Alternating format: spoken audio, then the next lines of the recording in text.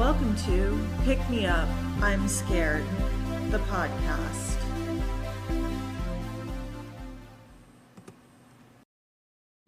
I'm your host, Madeline. And I'm your co-host, David. David, we have a late episode today because the research took so long. Yeah, you texted me and you were like... It's not going to happen. It's not going to happen. Like, you had too much. It was too much. It's a lot. I think it'll be a two-parter. I thought maybe it might be a three-parter. We'll see how it goes. Yeah, so today's episode is going to be about something that a lot of Americans, I think, don't really pay attention to, aren't sure exists. It is the U.S. Agency for Global Media. That sounds kind of like the things that we've already talked about a lot, like NED, CIA stuff, a lot of, like, U.S. propaganda stuff. It's definitely the largest arm of the federal government dedicated to propaganda. Mm-hmm. And I think this episode is going to be really fascinating, and it's going to piggyback off of a lot of episodes that people who've listened to our podcast up to now probably have heard before. Mm-hmm. If you listen to our Radio Free Asia episode, for example, this is going to be an expansion of that kind of thing. Yeah. So before we get into it, we should do like our housekeeping stuff. If you follow our Patreon, it's patreon.com/pickmeupimscared, and you can get bonus content there. You can get 2 episodes for $3 a month. Fork's already whining. And at some point we got to do part 3 of the Cambridge Spies. Yeah, that's going to be super exciting. That's the bonus series that David has been working on. And I've been talking to you, and I think you're down for it, doing the book club on Red's The Tragedy of American Communism. Yes, super down. I do have, like, 6 books about North Korea I'm currently reading. Okay. Do you want to... Rereading some of them as well. Uh-huh. Yeah, so I've been really fighting with people online a lot, and then somebody's like, what's this? And then I'm like, fuck, I gotta go get the book and get the source. I haven't read this thing in forever. So then I just ended up just rereading 6 books I've already read most of. Have you learned anything new on your reread? No.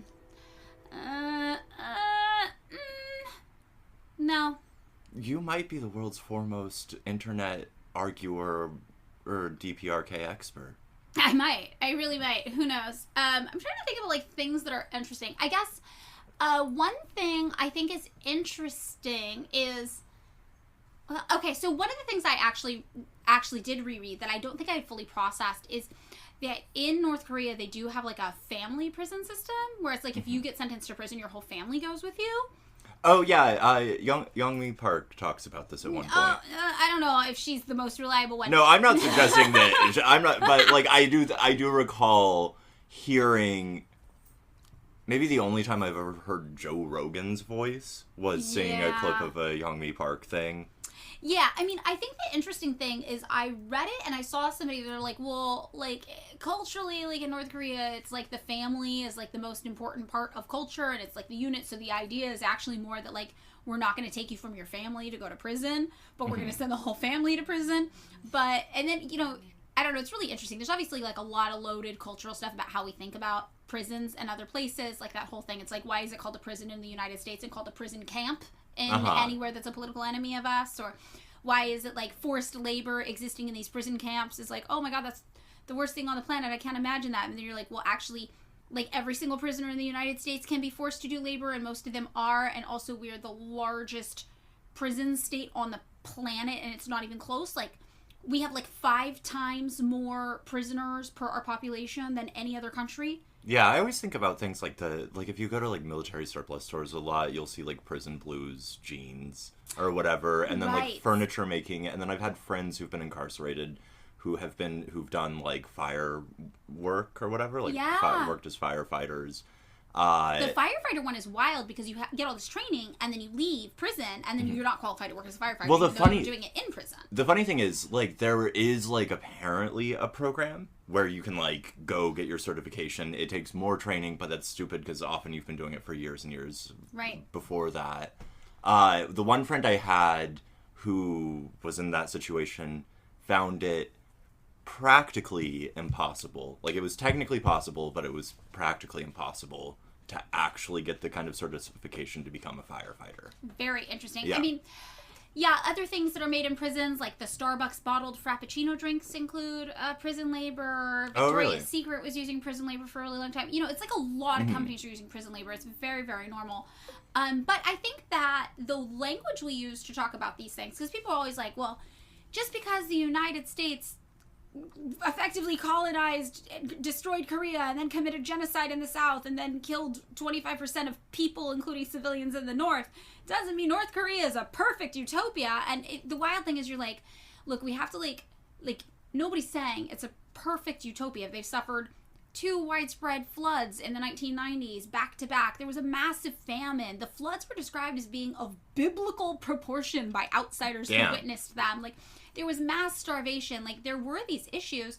And some people are like, well, these issues were exacerbated by the fact that when the United States and the UN arbitrarily divided the country in half, we left the North without the most productive and diverse farmland. So they've struggled because of that. And, you know, obviously being the targets of American imperialism, having 80% of their infrastructure bombed during the Korean War, having their whole country completely taken over by first Japan and then the United States. Like, you have to interpret what's going on in places based on the context of their environment, where they're coming from, and also their oppressors. And that's something that people don't often talk about. And it's like, we expect perfection of victims of oppression in a way we never expect of our own governments. And like, this is the thing when I talk to people about North Korea, I'm like, look, from everything I've read, North Korea is just a place. There's some things that are maybe worse than what I'm used to growing up in the United States, right?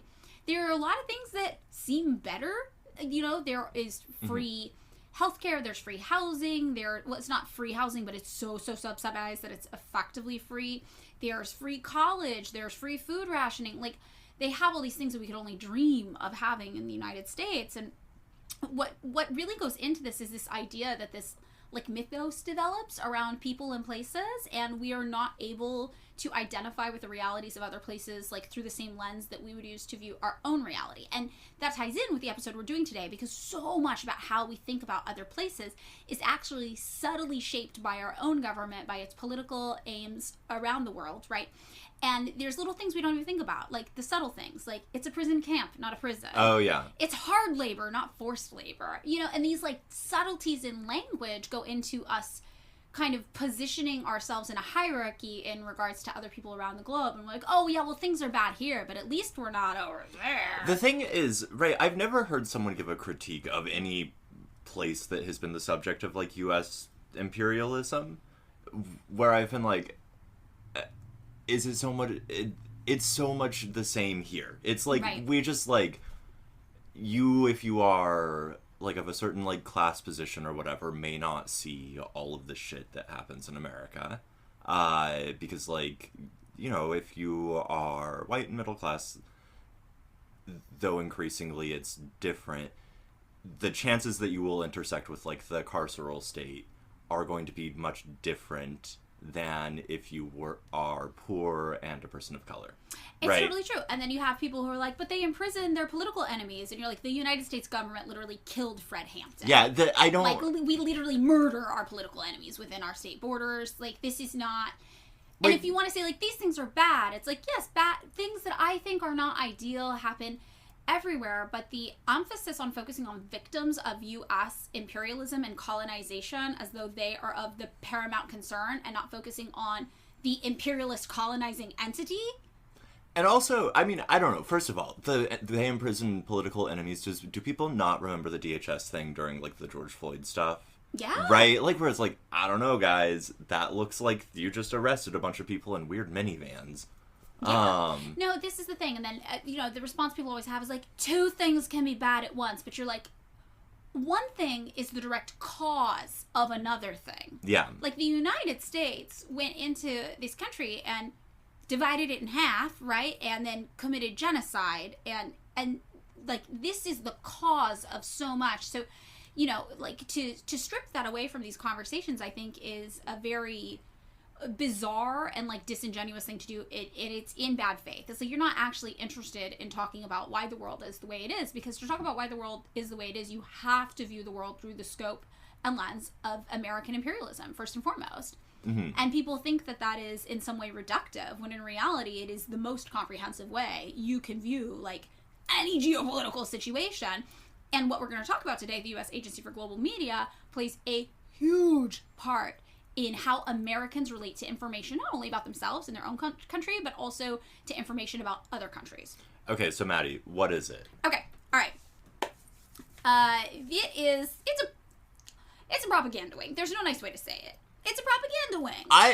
You know my thing. I can't remember where Lennon said it. Like, the end of all art is propaganda, right? Yeah. I have no problem. Like, yeah, I mean, just be honest about it. Just be honest about it. It's propaganda. So, like, propaganda theorist Harold Lasswell has this description people use a lot: the management of opinions and attitudes by direct manipulation, and that's kind of what it is. But I like the management of opinions and attitudes. Mm-hmm. And I think this is really the best way to describe how the U.S. Agency for Global Media interacts in the world. They are trying to manage opinions and attitudes about the United States, right? Mm-hmm. But also about other countries. Yeah. And this is really what they're trying to do. They're trying to establish the narrative.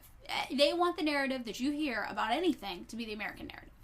And the American narrative is sort of pro-business and anti-nationalizing things, I'm assuming. Yeah, the American narrative is freedom equals free market.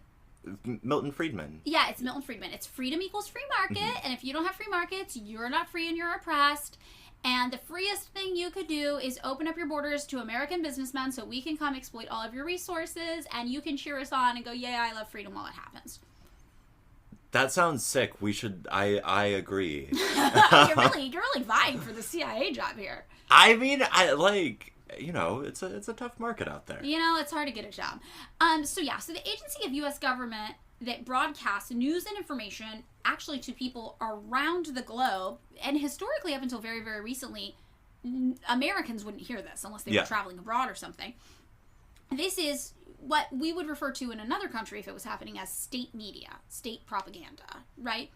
And this agency, the U.S. Agency for Global Media, currently supervises 6 different state media groups, state media networks, what they are, all of which are funded directly by our government using our tax dollars. Okay, so this is like a really out in the open kind of stuff. I don't know if you remember recently, like some Israeli person in like the parliament, and it was like talking about funding like the Canary Project and things like that on their like parliament floor, and everyone was like, wait, what? They do that? Yeah. And I feel like this is the same, where it's like, oh, they do that. They do that. So the goal of the U.S. Agency for Global Media, which is USAGM, right, mm-hmm. for short, in their own words, they say we're trying to be an arm of U.S. diplomacy. Mm-hmm. Right? And that sounds pretty nice. But what we will see is that the 5 state media outlets they supervise have a history of being used, it's just like outright propaganda outlets used to spread misinformation and advance this really pro-America ideology around the globe. And, Americans love to point out how evil this is when our political enemies do it. Mm-hmm. And I always make the joke that, like, we have just, like, one political enemy and it changes depending on the day, and it's like Irina Russaria. It's like Iran, Russia, Korea. Iran, China, Russia, North Korea. Okay, I thought that I forgot the big one. The big one, China. We got the axis of evil. Yeah, that's what happened to that? Yeah, it disappeared. I mean, it's still there, but it's just kind of like we pick and choose what and when. One of those countries has been effectively destroyed since then. Oh, because Iraq was in the axis of evil. I totally forgot about that. I think they were like the main one. They were probably the main one at the time. So, yeah, the political enemies will change based on what's going on when. But yeah, we have these political enemies, and we're always talking about how big and scary and evil they are, and how everything they do is so much worse and different than the awesome freedom, fun things we do here in the United States, and how we would never do anything as evil and manipulative as they do, like have state propaganda media. And even when the USAGM talks about its mission, they don't say to the public, our goal is to spread propaganda.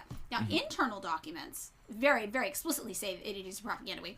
But they say their goal is to counter the propaganda of these other big, bad, evil countries, Irina Russaria, with the facts. I really kind of want to live in Irina Russaria. Yeah, it's like Iran into China. I'm sorry, that sounds bomb as shit. I want to... Russaria, yeah. Yeah, very interesting. So, most Americans, though, have no idea that the United States is running this vast propaganda and misinformation network of its own, paid for with our tax money. And when I say vast, like, I really mean vast. Together, the networks that are run by USAGM broadcast in 62 languages and reach an estimated global audience of nearly 400 million people. Okay. It's like a lot of people. That's more than the population of the United States. What are we at, 330 million? Are we only at 330? Okay. I think like 30 million of it is just California. Yeah. Yeah. So they had, in the year 2020, an annual budget of $810 million. So the Irana Russaria, are these the 6 agencies they are like in these countries specifically? Is that what we're getting? We're really going to see that. We're going to move through the time and history of the USAGM, and we'll see that the main target of these propaganda efforts changes based on who our political enemy is at the time. Okay. But yeah, we're going to get into these places, and you are going to see that we just have these enemies we become fixated on, and we're just throwing everything we can at trying to create the American narrative about these political enemies. And we'll also see, and if you know this if you've listened to our other episodes about propaganda, that propaganda is one of the most cost-effective ways to advance a militaristic and political agenda abroad. It's cheap, it's easy, and it's effective. What you're saying is we should do propaganda. I think what I'm saying is we should really do some propaganda. Like, I need to think about a cause for my propaganda, though. Like, what is the opinion I'm trying to control? Like, I need to do some propaganda about something. I know, you do DPRK already. Like, this is... I'm a paid propagandist for the DPRK. Well, no, you're doing it for free. You're doing it for love of the game. I'm an unpaid propagandist for DPRK. You know, the thing is, I think that, like, the thing about me... Here's the thing about me. I dislike things that are not true.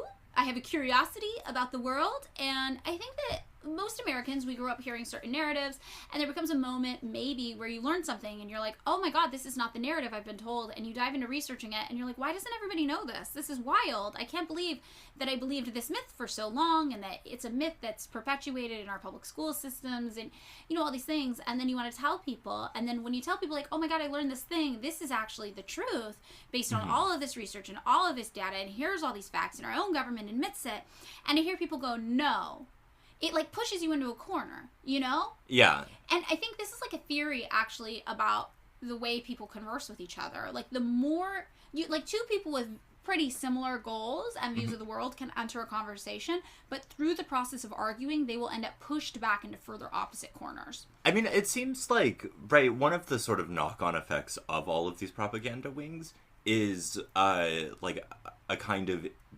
epistemological indeterminacy, in which we're basically like, look, everything's just no truth.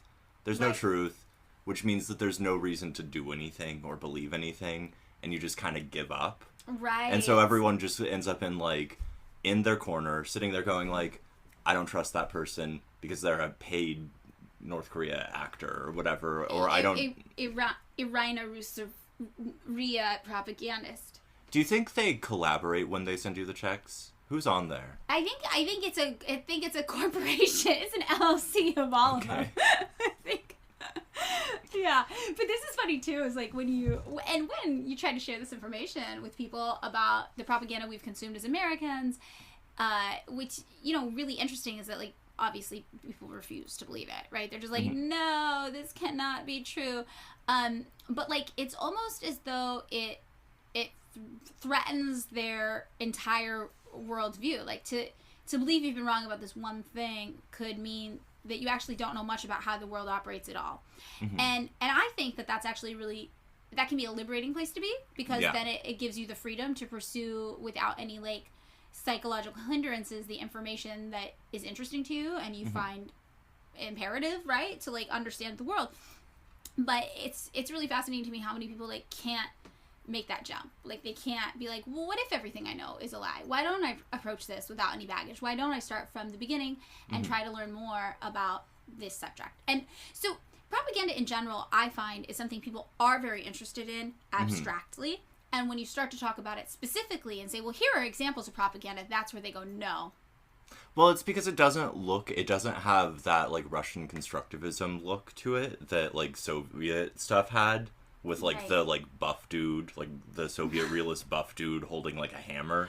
You're right. saying that the propaganda is not pretty in the United States. Well, it's just like it doesn't like when I think propaganda, because I grew up in the American school system. Yes. Right, I think Soviet realist guy with that like buff dude with a hammer and like a constructivist font behind him. Right. Right, because that like the idea that the goofy action movie type stuff, your Top Guns, yes, is propaganda. Yeah. Like that's just good clean fun. They're playing volleyball. Right. The propaganda is, we have a more subtle approach in the United States. Well, no, it's just like it's not actually that subtle. They had buff dudes playing volleyball. Yeah, I mean, there's that joke about the Russian and the Americans sitting next to each other on the airplane. Okay. Yeah, and the American's like, oh, where are you from? And the Russian's like, oh, I'm from Russia. And then the American's like, oh my God, hell of a propaganda system you guys have got there. Ha ha. And the Russian goes, what are you talking about? You're from America. You guys have the best propaganda on earth. And the American goes, what propaganda? Yeah, I mean, but it's, you know, on the one hand, it's like the epistemological thing of like, each of you is, in the Russian-American joke, they are both being propagandized. Yes. Right? Mm-hmm. And it's like... But only one knows it. And it's because, like, it's easier to see the mark on someone else's face than on your own. Totally. I think that is really, really true. Yeah, it is. So, I don't know. I think that we're going to get into this. We're going to start by going through the history of how the USAGM came to be. And unfortunately, it's one of those episodes with a lot of letters, lots of acronyms. Okay. Right? So we're going to learn how this came to be. And then we're going to talk about the various different departments under the USAGM. Cool. So that's kind of going to be the structure. So, the way that we're going to start here with the history is obviously with World War II. Uh-huh. That's like everything starts with World War II. Is it like an OSS thing? I mean, it actually started as this thing in 1941 called the Foreign Information Service. So, World War II happens, and President Franklin D. Roosevelt establishes this agency for foreign intelligence and propaganda, right, overtly, that operated at first without any congressional authorization. So he was just like, hey, I'm going to get some guys. Yeah, he's like, we got to do this. This is part of our wartime effort. And congressional records from this era say this agency's Foreign Information Service broadcast news and propaganda to Europe. So this was part of the American effort to fight the Nazis. Yeah. Right? The Nazis, famously great propaganda. And Roosevelt is like, we got to counter that with some of our own. We got to get our own Leni Riefenstahl. I mean, we probably, during a paperclip, were just like, yeah, bring them over. Well, no, she did come. Yeah, did she? No, I mean, Leni what a Blue Angel, Blue Angel's like a Weimar era film. Oh, okay. But she did like the like real Wagnerian like stormtrooper marching, yeah, like epic, but also like hot guy doing Olympics or like weird gymnastics, like Nazi propaganda that we've all seen and loved. And then in the 70s she had like a renaissance as an important feminist filmmaker. What? For a hot second. Whoa. Or like that was like film scholars were like looking around and they were like, we just like don't have any like, or like a lot of like women directors. We'll just go to this Nazi.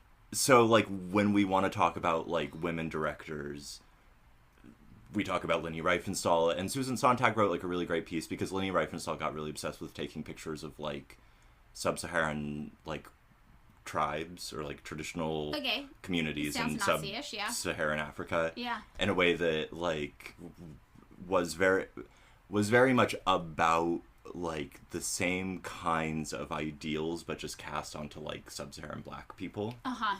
In this way that was very bizarre. Very, very fucking weird. I mean, yeah, the ultimate interesting thing about the United States versus the Nazis is, well, at first, very obviously, the United States did not want to go to war with the Nazis. Yeah, they were like, and like some of them were like, we in fact think it would be really cool if we could sell them weapons. And a lot of Nazi game plans, they of course were referencing what the genocide the United States committed when we colonized the Americas, right? Yeah. So, you know, there's like that meme that's like, Nazi Germany copying the United States paper in class, and then it's like the United States copying Nazi Germany's paper after the war. Oh, yeah. Yeah, so it's like we were just like copying each other in this big ring, and that's why it made sense for the United States, obviously under Operation Paperclip, to import literal Nazis and give them safe haven after the war. So we entered the war not because we were like, yeah, fuck those Nazis. Like, the United States literally did not care. We entered because the Nazis were like, hey, Britain, we're coming for you. And Britain was like, oh, shit, the United States, you're our ally. You got to come help defend us against the Nazis because they got their sights set on us now. And the United States was like, well, fuck, I guess we got to join the war. And so well, if I understand this correctly, at first it was like, oh, we're just going to send you, like, money and supplies and stuff. And then Pearl Harbor somewhat famously happens. Yes, exactly. And the United States was like, well, we're in it now. Yeah. We are fucking in it now. Exactly. So Roosevelt is like, the military stuff is important, yes, but also important is this foreign information service to broadcast news and propaganda to Europe to help kind of get the people ready for our cause, basically. You're softening them up for the American point of view and, you know, trying to rally people to your side. It's like, I'm assuming they're playing, like, the Charleston, and, like, Maple... talk radio at the time. Maple rag... Maybe there's music. Maybe. And it's like, hey, guys, like, the American soldiers are going to come with chocolate and cigarettes, and we are going to crush the Nazis. Get ready. We're going to need your help. And we'll have jazz clubs. Yeah, maybe something like this. This is what I would guess. So, from 1942 to 1945, the Office of War Information was created. That Foreign Information Service formally became the Office of War Information. And this is when a big player we're going to be talking about a lot in this episode, Voice of America, was established. Have you ever heard of Voice of America? I feel like Voice of America ends up getting folded in my head into, like, Radio Free America, Radio Free, all of that shit. Yeah. It's very interesting. So, Voice of America, often called VOA, it's an international radio broadcaster of the United States of America. It is the largest and oldest of the U.S. international broadcasters, and it produces now radio content, yes, but also digital content, like online content, right, and television content in 48 different languages. So the goal of VOA has always been to, like, spread American values abroad. But what we're going to see when we talk about the different departments under the USAGM later is that VOA is considered to be the most noble and respectable of the propaganda wings. In the sense, I'm assuming in the sense that it's not, like, actively doing misinformation. So there is sometimes misinformation, but mostly they try to avoid that. They try to actually report things that are true, but they utilize a process of omission and curation to craft a story. I see. So, you know, like, for example, if we're talking about North Korea, everybody's like, oh, you're a North Korea apologist. And I'm like, I don't know, there's some stuff that's not awesome. There's some stuff that I think is good, but I just feel like as an American, it is not my place to judge North Korea, mostly. Okay, can I just say about this, when did we all decide that we had to have opinions about, like, the political leaderships of other, like, just random-ass other countries? When they became the enemies of the United States government, and the United States government told us actually these places were evil, morally evil with a capital E, in a way the United States, poor little United States committing war crimes around the globe, definitely wasn't, and that sure, maybe things in the United States weren't great, but at least you weren't in that country, which is evil with a capital E, and you should be really, really lucky and also understand why we need to sanction and bomb them. I don't think there are enough hours in the day for me to care about every country and their political leadership that the United States government wants me to hate. That seems exhausting. It seems exhausting, and also I'm going to say as an American, I'm going to start in my own backyard, and if you're trying to make the case that somebody we have invaded, bombed, battered, and committed genocide in is more evil than us, you're going to have a hard time getting me on board. Yeah, I mean, it just seems like it, you know, no North Korean's ever done anything to me, right? American politicians and political systems have done a lot of dumb shit to me. Yeah, exactly. So, the thing about Voice of America, though, is that their goal is to basically make us believe a narrative about the world that kind of exists. So they're not the ones that would publish ridiculous stories that didn't make sense, that were completely unfounded, that maybe had, like, fake or anonymous news sources or paid news sources. They would give you the actual information. But Voice of America might just do subtle tweaks with its language. So, for example, let's say the United States Army invaded your country. and everyone else is like, oh no, the United States Army's occupying our country, there's an invasion, Voice of America would be like, American forces arrived. And so this is the kind of thing where they're doing more, they're not lying, but they have a real motivation for how they're presenting this information. Yeah. Or, for example, you might be like, oh, an American embassy was bombed, and then somebody would be like, well, yeah, it's because they literally tried to stage a coup there, and then the people got mad and defended their country against a coup, so then their embassy got bombed.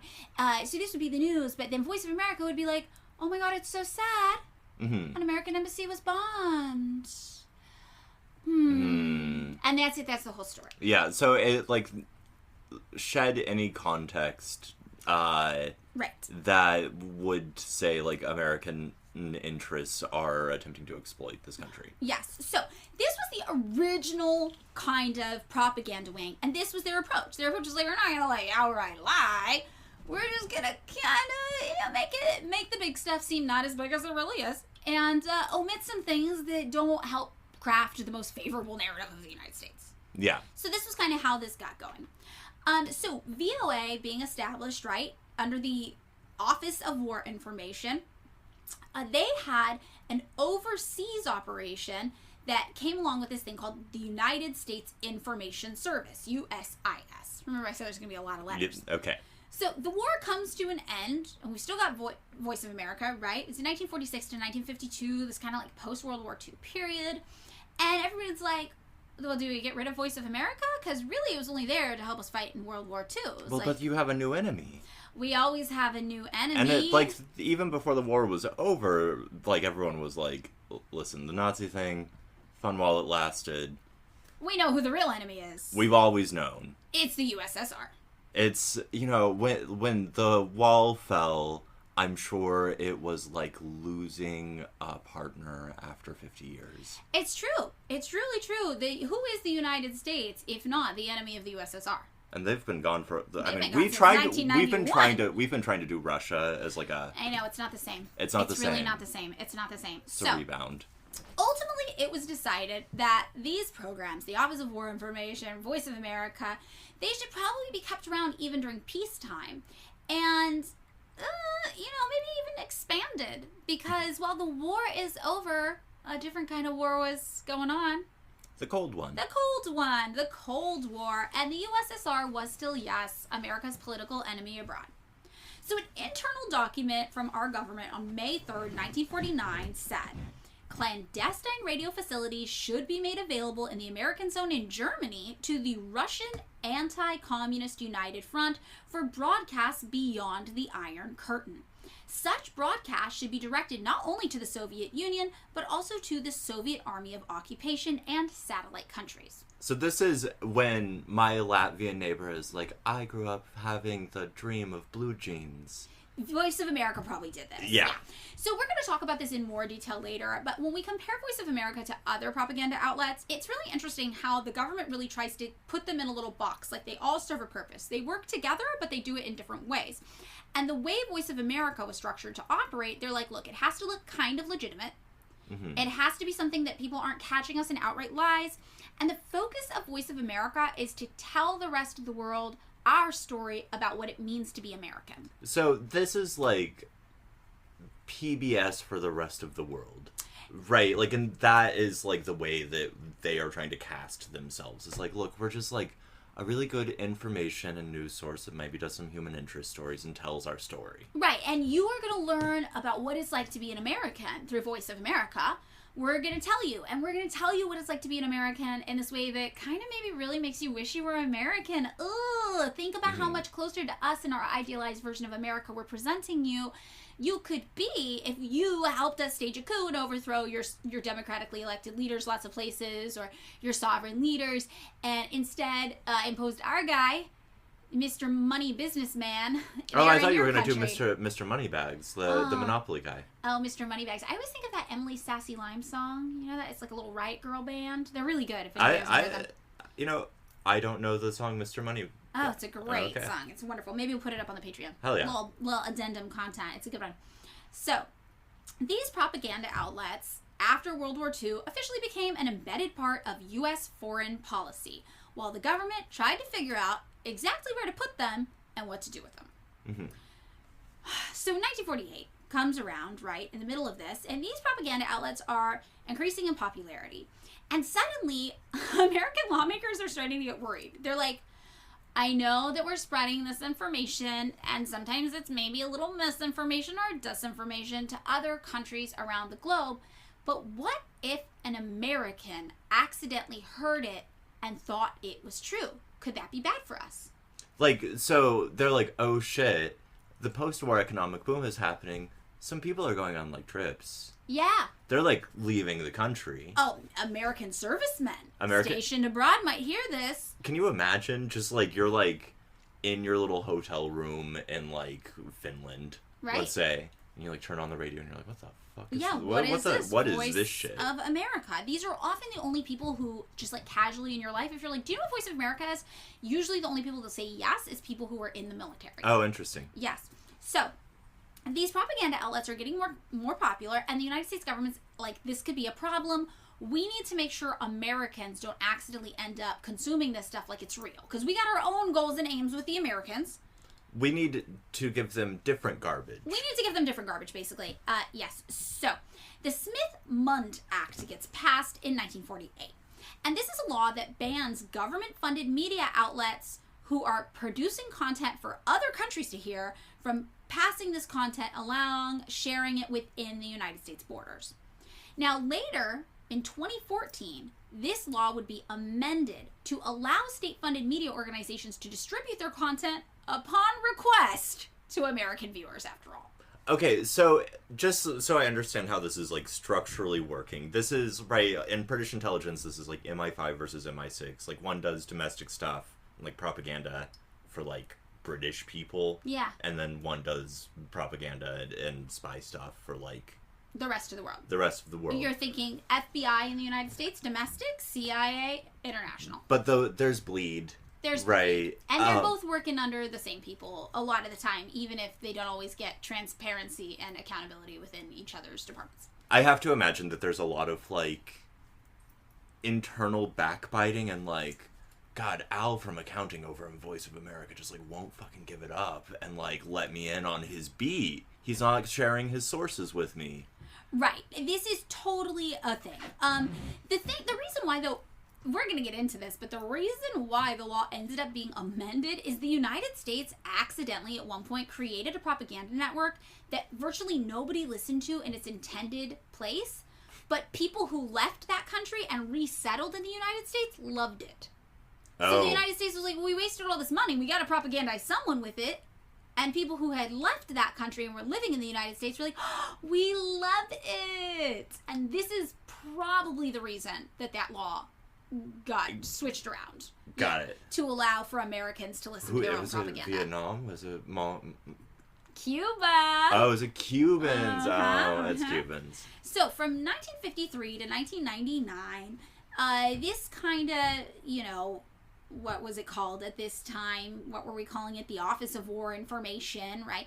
This goes under a different change again. And we have something that ends up getting called the U.S. Information Agency. Because it's not just a wartime thing anymore. We know this. Yeah. Right. So it's the USIA. So by 1953, the government had already established many propaganda networks around the world. But a lot of them were as radio networks or like small newspaper networks through the CIA. So these were done covertly. These were done secretly, unlike Voice of America, which was done pretty publicly and above board. Right. This was, I'm assuming, some CIA handler hands a bag of cash to someone to start a radio program in, like, East Germany or something. Yeah, or a newspaper, for example. Yes. So we kind of start to have this kind of messy web of propaganda out there developing and being established some places for a really long time. And Voice of America is kind of separate from them in the government's mind. They're like, well, Voice of America's above board, We're saying we're doing it. We talk about how we're doing it, but everything the CIA is doing, we don't want to be caught with our hands in. Yeah. That's supposed to be a secret. So in 1953, Allen Dulles assumes command of the CIA, And there's this guy, Cord Meyer, we're going to hear from a little bit. He later became the chief of International Organization Division at the CIA. And he says, Dulles' confidence that the radio stations could spark dissent in the Soviet bloc played a decisive role over the years in ensuring their survival and expansion. And I mean, I know that later on, what is the singing revolution, the velvet revolution, there are all of these like weird color revolutions that happen in like Estonia and Hungary and shit, that where it's like, oh no, it was, you know, popular national pride that caused this revolution, but it was Voice of America. It was probably places like Voice of America in combination with covert CIA operations, and later in, working in cahoots, right, with the National Endowment for Democracy, which again was above board and assumed some operations of the CIA after the CIA found themselves in hot water, basically, for, spreading all these lies and disinformation campaigns around the globe. So yes, these kind of color revolutions are largely the byproduct of the United States intervention in information abroad. And Voice of America is part of that. And at this time, from 1953 to 1999, USIA, the U.S. Information Agency, is a part of it too. And it grows and expands and takes root thanks to Allen Dulles. So what we see over the next 75 years is basically a process where the CIA will develop like a secret propaganda network. And then it gets really successful, and the federal government is like, okay, we need to normalize that by taking it now, bringing it out into the open, and converting it to an above-board media source. So this is like, like the, in season whatever of The Wire when they go legit, or they try, all the gangsters try to go legit, and turn it into a real estate endeavor. This is exactly what is going on. Yeah. So the CIA starts something, they're throwing everything at the wall, they're like, maybe this will hit, maybe this will hit, maybe this will hit. And sometimes something does hit, and it's like, oh, whoa, this is really, really, really successful. And it gets so successful, in fact, that at a certain point, people finding out it was the CIA would blow the whole cover. Because it's actually kind of a big deal now, because this thing is so successful. So at that point, they kind of pass the buck over to Congress, and Congress is like, we're just going to take that, we're going to restructure that as an independent entity, and we're just going to put some money for it in the congressional budget, and nobody's really going to pay much attention to it. And we get to say, that's not the government, silly. That's a nonprofit that we donate money to.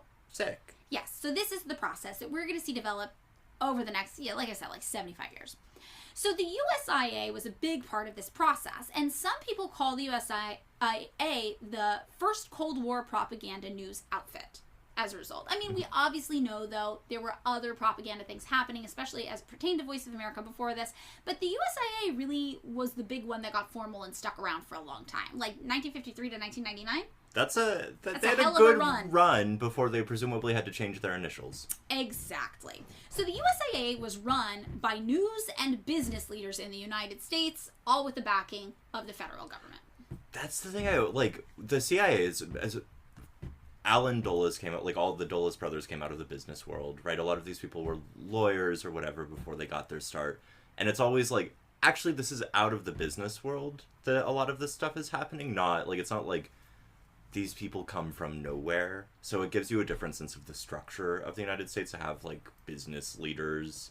No, I think that's totally true. And this is something, that we see all the time in capitalism. The government and the business are on the same side. They're often the same people. We have the revolving door of Congress, where people from Congress, once they leave their terms, end up going to work in the businesses that they had buddy-buddy deals with during, their tenure serving the country, quote unquote, and they would pass laws that were favorable to these businesses. So after they left their posts, the businesses would then hire them. And you really, as you learn about the stuff, get a sense and an understanding of how businesses are the government in the United States. It's the same. So in 1994, something happens. The International Broadcasting Act gets passed. And this created something that you might have heard of, David. I grew up hearing about this, the Broadcasting Board of Governors, or the BBG. Did you ever hear about this? No, what is that? Oh, okay. So this ends up being a new organization just to handle media. And growing up, I heard about the Broadcasting Board of Governors. People talked about it a lot, but I never really understood what they were doing. I think in my head I kind of thought they were like the FCC or something. Oh, yeah. Just like a regulatory agency that's kind of boring and dumb. Right. But actually, it is more, I don't know, like saucy than that. It's a little more scandalous than that. Yeah. So, the International Broadcasting Act gets passed, and it establishes a bipartisan board to oversee this new thing called the Broadcasting Board of Governors. So, the Broadcasting Board of Governors ends up being 9 guys on a board, 9 voting members, and 8 were appointed by the president to serve a 3-year term. There was actually a law that no more than 4 members could be from the same political party, because they were like, this has got to be a bipartisan effort. And this is what we mean when we're like, you know, at the end of the day, the Democrats and the Republicans, they're on the same side, and it's the side of capital. Yeah. It's a side of capitalism. The 9th member, though, was the Secretary of State. Oh. Interesting, right? Yeah. Who was also obviously a political appointee. So on August 11th, 1995, the first board members were confirmed for the Broadcasting Board of Governors, and this would be the board that would oversee U.S. government media operations for things like Voice of America moving forward. So in 1998, another key thing was passed, which is the Foreign Affairs Reform and Restructuring Act. And at this point, USIA is officially donezo, right? It gets kind of absorbed into the State Department. It stops being its own thing. Yeah. But the Broadcasting Board of Governors is still there. So in 1999, the BBG is officially established as an independent agency with a little bit more power, and they take over some of the stuff that the USIA was handling before that did not end up getting pushed over to the State Department. And the main stuff that included was information. Okay.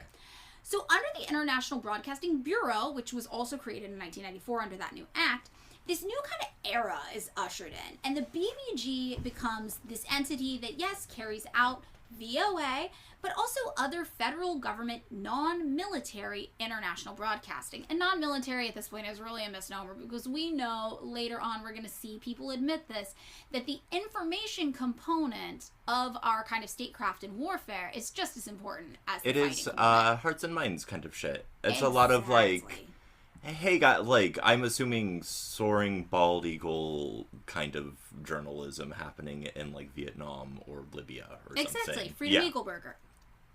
The free now, what now? Freedom Eagle Burger. I thought you said Free Beagle Burger. No, not beagle. Do not make burgers out of beagles. They're a very sweet, sensitive creature. No. Freedom Eagle Burger. That's okay.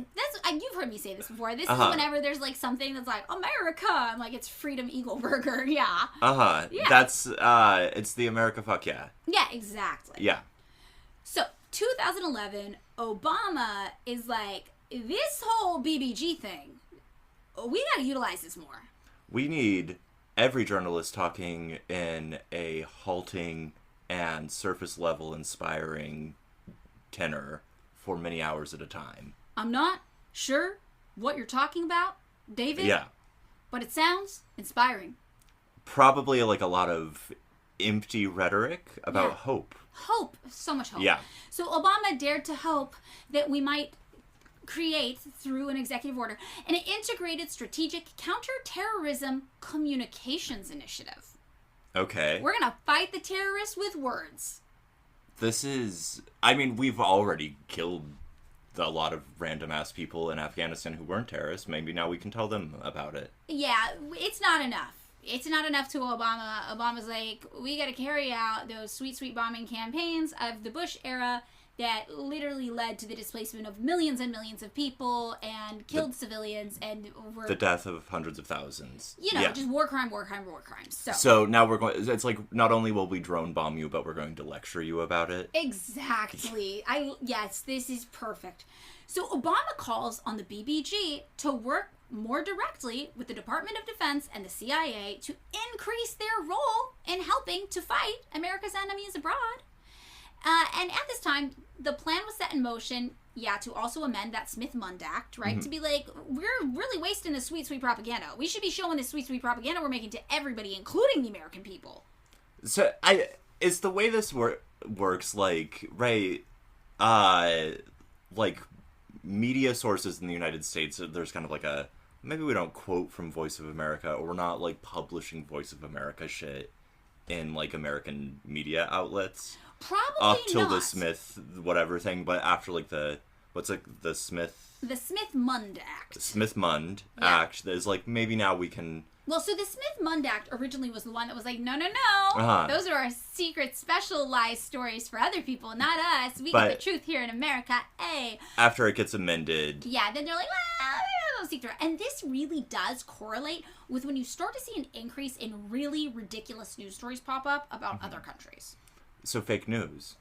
I mean, even a broken clock is right twice a day, maybe, is what I'm saying. I just, really, like, this is the period of time in which they were like, how are we going to fund journalism? Oh my god, like, the internet's killing paid journalism. They're like, we've got this, like, free, like, back catalog of cool shit that we've written. Yeah, let's just get this going out to everybody. Yeah, We're already making the programs. We should be using this a lot more. So in 2016, December, the National Defense Authorization Act is passed. And this is passed under Obama. And this meant that the board was no longer supervising its media networks directly. And instead, the board, the Broadcasting Board of Governors, the 9 people, right, would just be replaced with a single CEO, a chief executive officer appointed directly by the president and confirmed by the U.S. Senate, who would just be kind of managing things. So, no more democracy over at the U.S. propaganda. It's a dictatorship now. It's a dictatorship. And remember before they were like, we have 4 Democrats, we have 4 Republicans. Yeah. It's so balanced. No, now it's just like, that is officially the president's talking point. Like, it's its mouthpiece for whatever the president wants to tell anybody in the world, here in the U.S. or abroad. Sick. And this happened under Obama. So everybody was losing their minds under Trump, but it's like, Obama's the guy, really. Just that priest song, Obama Killed Something Special in Me. Yes. I'm going to get him for it. Yes. Yeah. So the board then was additionally officially renamed as the International Broadcasting Advisory Board. So there still was a board, but they didn't have all the power like the CEO, and it was reduced to 5 members who were also all appointed by the president to serve in just an advisory role. And the initial funding for this new restructuring came from the Pentagon. Of course. So Obama was really the guy who was like, yeah, I know it's part of the Defense Department. I know it's a Pentagon thing, but I know we don't tell people it's a Pentagon thing. Fuck it, let's just, like, go full Pentagon thing with it. Let's just call it what it is. It's a Pentagon thing. Let's go. That guy really rationalized killing people abroad in this way that I think he deserves credit for. I mean, it is pretty shocking how much he normalized. He was like, hey, you know what? Do I love killing children in other countries? No. Do I do it a lot anyway? Sometimes it has to be done. And you're like, does it? Does it? Sometimes you might want to kill an American citizen at, was it a Yemeni wedding party? Yeah. Through a drone attack sometimes. But, like, the thing is like, he streamlined it. He streamlined it. He was like, he made it so that the U.S. government was more able to effectively utilize these series of propaganda networks that it was building, right? Because by this point, we've got more than just Voice of America, but we're going to get into the details in a bit. At this point, more things are popping up. And he's like, we just really need to make sure we are utilizing this to the most of its potential. We're going to just flood the world with stories about Freedom Eagleburger. Exactly, yes. So in 2018, the name was officially changed to the United States Agency for Global Media from the Broadcasting Board of Governors. BBG ceases to be what it's called, and now it is officially our guy, USAGM. Cool. All right. So 2020, the first presidentially appointed CEO, Michael Pack, is confirmed by U.S. Senate. He is appointed by Donald Trump, which is why lots of people think this is a Trump thing. Oh, okay. So, like, Obama gave it, like, its head start, but Trump was the first one to get to appoint someone. Exactly. So from June 2020 through January 2021, Pat comes in and he dismisses all of the members of USAGM's transition and grantee boards, appoints new members to serve on the grantee boards who were basically just political appointees from the Trump administration. And if you remember from our Project 2025 episode, which I know had the atrocious audio, so maybe not all of you made it through it, but this is like the thing that we're talking about with the Heritage Foundation, Project 2025. That kind of thing has always been happening with Republicans. Heritage Foundation's been around since, 1973? Their first mandate for leadership came out in 1980. So these appointees from the Trump administration that were placed, on, for example, the USAGM boards, these were like Heritage Foundation guys. Okay. Yeah.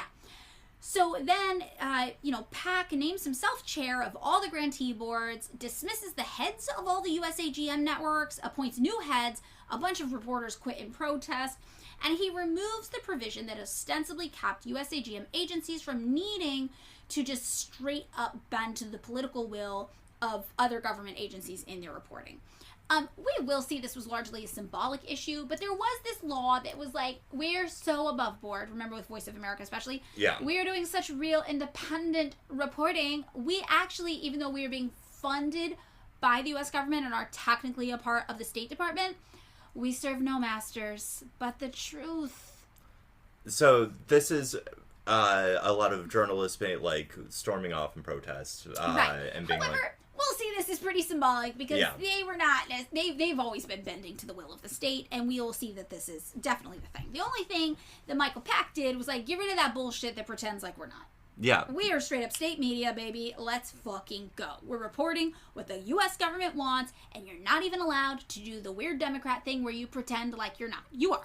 Or get real sad when you do the where it's, oh, I'm so sorry. Like, I feel so bad that we had to bomb you. Right, exactly. He's like, nope, fuck it. You're an arm of the state now, baby. No whining and crying. You go out and you talk proudly about how we bombed those innocent children. Yeah. So this is kind of the move. And a lot of Democrats get really, really, really upset about this. And there's all these news stories. It's like, oh my God, what is Trump doing to our beloved, neutral U.S. AGM tool of propaganda for the U.S. military? How could they? We loved that. Yeah, I think the Trump era was the era of people, like, getting weirdly upset over admittedly very appalling aesthetics. Yes. Like, an organizations nobody had heard of or cared about, like... Up until that point. And then just being like, he did what to, like, 20 bureaucrats or journalists? Right. This is totally true. I often say that I think the most detrimental thing about the Trump administration was how much he emboldened just your everyday asshole on the street to feel confident publicly doing, like, hate crimes and hate speech. Yeah. But, like, that his policy measures, as we'll see, like, I think the way I think about U.S. presidencies is not, like, the Democrats versus Republicans. It's like every new president yes-ands what the last one did. So they're really upping the ante. Regardless of their political affiliation. They are all alumni of Second City. Second City? Wait, what's the improv theater? Oh, I don't know. You know more about improv than me. I think that is the extent of what I know about improv, is that there's a place called Second City. I know about Upright Citizens Brigade. That's one. Oh, that's... UCB. I live right down the street, kind of, from it. Yeah, you do. Mm-hmm. Everybody go stalk David. Please don't do that. Go stalk David. I don't like that. I like that. Okay. I think you deserve a stalker. No, but this is like... Yeah, they're really pushing the agenda. And it might not be... The Democrats can't do it so publicly with social things, right? Mm-hmm. They have to do the hand-wringing and be like, I don't know, maybe it's up to the states. Ooh. But when it comes to military agendas, when it comes to protecting capital, when it comes to deregulation, we see that in a lot of ways they are just still, yes-anding the Republican who came before them. And especially when it comes to military things. Especially. Yeah. And they're doing that with, the U.S. AGM because ultimately it is a tool of the U.S. military. And so there's not going to be like a peacenik president who comes along and is like, you know what I would really like to do? No war. Yeah, no. We're just going to get 4 years of that. That's not happening. No. And actually, I feel like a better way to think about presidents is that you have like a pro-war president or you have an I'm not sure about war president. But you never really have a no-war president in the United States. Not anymore. I've said the thing, because, right, like, it has been our entire adult life one long sort of rolling war. Yeah. Against everyone. Yeah. And I've always said, like, the difference that I've experienced is, like, there's one sort of president that will be like, oh my God, I feel so bad. Oh, this is horrible, but we have to, and it's about freedom. And then the other one's like, fuck yeah, we're gonna go kill some people. Right. I think there's that line that, like, a liberal is like somebody who opposes every war except for this one. Yeah. Yeah. They're like, no, war is bad, but we need this one. And you're like, okay, all right, yeah. So in 2022, Amanda Bennett gets appointed the CEO of USAGM, right? This is after PAC is out. And this is a position she still holds to this day as of July 7th, 2024, when I did this research. So Bennett was previously the 29th director of a media outlet controlled by the USAGM. Can you guess which one? Was it Voice of America? It was Voice of Was it America good. Had she ever had like a job that wasn't propaganda for Germany? She did. Okay. Well, she reported once, not for Voice of America, on the personal assets of members of Xi Jinping's family in China because China bad. Wait. She was like, "Do you know Xi Jinping's family has assets? They have money. Unlike American politicians, you mean who are famously impoverished." The leader of a country, has his assets. family. Yeah, his family does well. In the second, or arguably, depending on how you gauge it, largest economy in the world. Yeah. Where they have eradicated all extreme poverty to the extent that actually new standards of what is considered poverty need to be invented for them to go after new goals. That's sick. I know, actually, it's pretty fucking impressive. Yeah. But no. She's like, I write for Voice of America, America good. And then she's like, I hate Xi Jinping, China bad. Mm-hmm. And then she's also a trustee of the German Marshall Fund, which is a fund created in memorial of the Marshall Plan. Remember that thing where the United States gave a bunch of money to help the reconstruction of Europe after World War II? Simultaneously, like, that did some shit to like the global economy. Yeah. That's a topic for another day. That would actually be an interesting episode. So the German Marshall Fund was something that West Germany, the capitalist side, gave back to the United States. Like they said it was like a memorial, a memorial of the Marshall Fund. And some people have straight up speculated this is a CIA front. There's a guy who admittedly is like pretty kooky and out there, but he was like a German whistleblower. He's like, this is straight up the CIA. Hey, there's some more like less extreme ties, like less overt ties, I guess, but like when you get into it, it's a little more muddied. So in July of 2017, for example, the German Marshall Fund announced that it was creating this thing called the Alliance for Securing Democracy.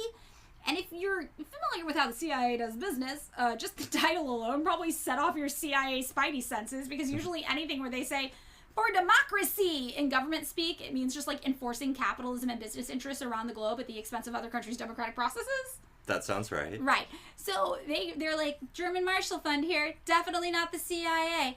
We have created the Alliance for Securing Democracy, and its goal, again, we are definitely not the CIA, is to work to publicly document and expose Vladimir Putin's ongoing efforts to subvert democracy in the United States and Europe, because Russia bad. Oh, this is a Russiagate thing. It's a Russiagate thing. Okay. It's a Russiagate thing, yes. So the newly formed Alliance for Securing Democracy, which unfortunately does have the acronym ASD, which is the same as autism spectrum disorder. I'm just going to put like a little apostrophe there, and it's asked. Asked. Is that what okay. Yeah. We got too many letters. Yeah. It is funded. I mean, really, it's disappointing because they're giving autism a bad name here. Mm-hmm. Yeah. So they should not be. They should have to pick different letters. It is funded by people like former CIA acting director Michael Morrell, mm-hmm. right? Hillary Clinton's foreign policy advisor Jake Sullivan, and the former U.S. ambassador to Russia himself, Michael McFaul. Oh, okay. So this is a more direct link to some CIA government things, and this is where our new CEO of the USAGM, this is where she used to work. So far her resume says America good, China bad, Russia bad. We're almost to the point where she's doing like all of them. She's doing the Irina Russaria thing. Do you think that at some point she, like, somewhere in her desk there's like a bingo card with like every sort of like weird like U.S. intelligence propaganda organization, and she's like, one more, baby. I earn the grill at the CIA company picnic. Yeah, she's playing spook bingo. Yeah, she's there. Okay, yeah. So, along with Alliance for Securing Democracy, they also founded something called Hamilton 68, which was a project where they were going to track 600 Twitter accounts that the German Marshall Fund said were spreading Russian influence in the United States. But this ended up being kind of weird because people were like, well, how do you define spreading Russian influence in the United States? And they're like, shh, it's our secret. So some tweets that got flagged as Russian propaganda by Hamilton 68 include just a video of a teenage inmate in the United States being tased by U.S. officers while strapped to a chair. Okay. They're like, that seems like Russian propaganda, because why would you show people that? We do that. We don't show them. That's supposed to be a secret. That's just between that teenager being unfairly detained and tased and the guy tasing him. Yeah. Anybody who would consciously expose that is a Russian propagandist. So people telling the truth. Yes, that's one. Weirdly, a tweet from Lindsey Graham that said a military option to destroy North Korea was, quote, viable. So it's like, I don't understand that one. They're like, Lindsey Graham is spreading Russian propaganda by saying we should bomb North Korea. And you're like, okay, is it just because it was so out of pocket? Right? Like... They were like, Lindsey Graham, shut up, you can't say that. It makes us look bad. You fucking moron. Shut your damn mouth and, like, get with the... Like, we'll maybe do it. Yeah. And then a news story that just had to do with a Russian embassy in Damascus. Some news. Not even, like, a particularly... like, it was just like, hey, this happened at this Russian embassy. And they're like, how dare you talk about a Russian embassy? That's Russian propaganda. Okay. So, as one article on Hamilton 68 put it, the import of GMF, that's German Marshall Fund's project, is clear. Reporting on anything that might put the U.S. in a bad light is now tantamount to spreading Russian propaganda. So, this thing came out, and everyone's like, you're playing real loose with these definitions and rules here. This is really weird. And again, this is what the German Marshall Fund that this woman was on the board for. What was she? She was a trustee. Sorry. Mm-hmm. This is what they are up to. So this is what she was involved in before she came to USAGM. Also, the timing of the Hamilton 68 thing came like right after Congress authorized a $250 million budget for countering what it called propaganda from foreign nations and a sanctions bill aimed at Iran, Russia, and North Korea. Oh. We lost China. China wasn't in there. China's going to come back, right? They're coming around. Yeah, it'll come back. So, but I love this because I'm like, oh, you guys almost did the Axis of Evil from the George W. Bush days. Really takes me back. Wait, but we have Iran instead of Iraq. Didn't Bush have, like, the Coalition of the Willing or some shit? That was, like, the thing that was supposed to, like it was us and then... This. It was, like, when, like, Colin Powell went to the UN. Yeah. And, like, famously told a real good story. And everyone was like, ugh. A few countries, like, a couple in South America, like France, whatever, were like, I guess we'll do war with you all. Oh, yes. Okay, this does make sense. I do remember this. Well, what I like about this is that this does round out the bingo card because we finally got North Korea scary on there. North Korea is scary. We got North Korea scary on there, yeah. So whatever we're looking at here, we know that the CEO of USAGM, Bennett's career has been entrenched in the world of pro-American media reporting and is heavily tied to one common theme. USA good, China, Russia, North Korea evil. Yes. Yes, all right.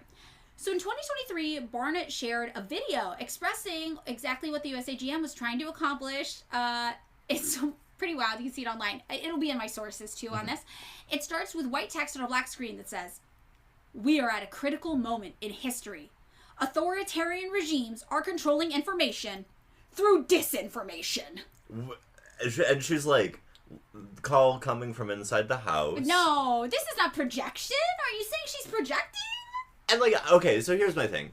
I have to imagine that Russia and Iran and all... I can't imagine that Iran has, like, the resources to do this a tremendous amount. Yeah. They kind of fell off. They used to be one of the real bad guys that we're being told about all the time. I have to imagine that they have, like, their own little propaganda thing. They have an intelligence agency, right? Like, that's a thing that exists. North Korea's propaganda, I once made a TikTok video about it. There's some beautiful posters that say, "Let us plant acacia trees." And also, the United States is evil and tried to kill us. Great propaganda. I mean, very accurate. I think the acacia trees are probably important if they're asking for them. And the United States did try to kill them all, so I can't be mad at that. But all of these places, it's like have governments that like to do propaganda. That feels like a normal thing. I think I think so. But no, there's no way the United States could possibly be an authoritarian regime seeking to control information through, I don't know, say a giant state media organization that's built to disseminate pro-USA propaganda around the world or anything. Mm-hmm. That's not something we would do. That is something... Only other people do. It's not just a common fact about statecraft. No, it's only something an authoritarian regime would do. Yeah. And thank God you've got us, USAGM, to help fight it. Yeah. By they are the not doing the same thing. checkers, like, they're checking on Lindsey Graham. They are like, Lindsey Graham, We do not currently have plans to bomb North Korea, so get out of here, buddy. You are propaganda. You are propaganda. That we had planned for 20 years from now. We're building up. No, I'm joking. Okay. I'm joking. But yeah, so hearing this is going to be kind of funny when we start to talk about exactly what the USAGM is up to in all of their many departments. Mm-hmm. Okay, so the departments. What exactly is USAGM up to? Let's hear it. Let's hear it. Well, it should not be shocking that, like we talked about, most of the goals of USAGM networks include advancing American ideals and an American worldview, while also maybe kind of, definitely demonizing our political enemies. Got it. That's really what they're up to here. As Duke-educated lawyer Ralph A. Utaro writes, which, unrelated, but fun fact, I guess this guy ended up going on to, like, found a grocery store chain or something? What's the grocery store chain? I don't know. We should look him up, actually. Yeah. Let's give it a little look-see. Because his obituary was, like, this guy, he wrote so much about American statecraft, and you're like, grocery store founder, and I was like, oh, it's a different guy. Wegmans? Wegmans? No, that was a different one. That's a different okay. one. But yeah, everything's like, okay, yeah, after graduating law school at Duke University, he spent 40 years practicing law. Oh, maybe he's not. Oh, yeah. And leading the store development team for a large regional supermarket chain. So he didn't found it, but he was helping run it. I love the idea that, first of all, everyone's been real vague. Like, I love when you go online and people get real vague about something. I think it's Wegmans. Where they're just like, look, we're gonna... It's a regional grocery store. Just say Wegmans. Just say Wegmans. So we got the Wegmans guy out here. But he's a Duke-educated lawyer. And he's done a lot of really good, highly referenced writing about USAGM. Yeah. Just totally random. So he wrote, the primary goal of international shortwave broadcasters is to manipulate world public opinion to create a favorable impression of the station's sponsor. Wait, it's shortwave radio? So starting out, a lot of this is shortwave radio. So it's like guys like on like the little like walkie-talkies and like truck kind of thing. Like they're broadcasting that level of signal. So I'm going to say as these departments get more funding, they get more equipment. But there are points in time, yes, where they are literally broadcasting from the backs of trucks. You called it. Yeah. There's one point in time where they're broadcasting from like a low-flying, hovering, I don't know, maybe like blimp or balloon over Cuba. There's just, it's not great technology out of the gate. So it does get more advanced. I do have a certain fondness for the era of like American intelligence in which it does seem like they are doing hijinks. Like the hijinks era, I don't like it. I think the things they did are bad, but it does look like a Buster Keaton short film to me, and I think that's funny. I am also torn by this because you're like, sometimes when you look at what the CIA is up to, you're just like these bumbling buffoons. But then when one lands, you're like, oh, that did damage. Oh, that was bad. And it's never good. Like they're never trying. But they do give twirling mustache cartoon villain early on. Do. Yes. So USAGM, though, remember, it's like we're just a little tiny branch of U.S. diplomacy. We see that it actually got its start in the opposite of diplomatic measures, right? As a wartime resource to be utilized against our political enemies, right? We know that. That's where it came from. So as congressional documents note, modern U.S. government-funded international broadcasting began during World War II with the creation of Voice of America and continued throughout the Cold War period with Radio Free Europe broadcasting behind the Iron Curtain and Radio Liberty targeting populations of the Soviet Union. Over the decades, Voice of America expanded its broadcasting and language services into other regions of the world, and new broadcasting entities targeting Cuba and certain countries in East Asia were established. So when we talk about USAGM, the networks we're really talking about are Voice of America, Radio Free Europe, and Radio Liberty, that ended up merging into one thing. So sometimes they're just RFERL is what we call them. Okay. Then there's Radio Free Asia. Then there's something called Radio and TV Marti. That's in Cuba. Okay. And Cuba got its own. That's the one that they had to put him in the blimp. And then, remember when I was like, I think they changed the laws because nobody was listening to one of their agencies except for the expats in the United States or whatever? Cuba.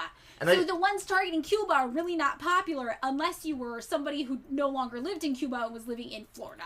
I have to imagine also Florida and Cuba very like some kid with like a shortwave radio or some like expat from Cuba sitting with a shortwave radio being like, no, I think I can get Voice of America. Radio Marti. Mm-hmm. Yeah. It's really funny, actually. We're going to get Radio Marti. I think it's the least successful of the kind of propaganda outlets under USAGM. Because, like, actual Cubans don't like it? Actual Cubans are like, this sounds like some weird American propaganda bullshit. But again, Cuban Americans are like, well, we love it. We can't get enough of it. How can you legally give us more? So this is like, oh, we tried to market something in Cuba, it didn't work, but we can just sell it elsewhere. We just got it, we might as well use it. Right, that's kind of a thing we're going to see later. And then the final one is Middle Eastern Broadcasting Networks, which includes things like Al Hurra TV, Radio Sawa, and a few other things. Okay. So these are really the primary targets. Voice of America targeting the world, but maybe starting out more the Soviet bloc. Right, they want kids to have McDonald's and blue jeans. Exactly, and they're, remember, the legit ones? They're like, we're just here to tell people about the United States and how awesome we are, and we don't promote misinformation. We just curate information in an interesting way using interesting language that you probably shouldn't worry about.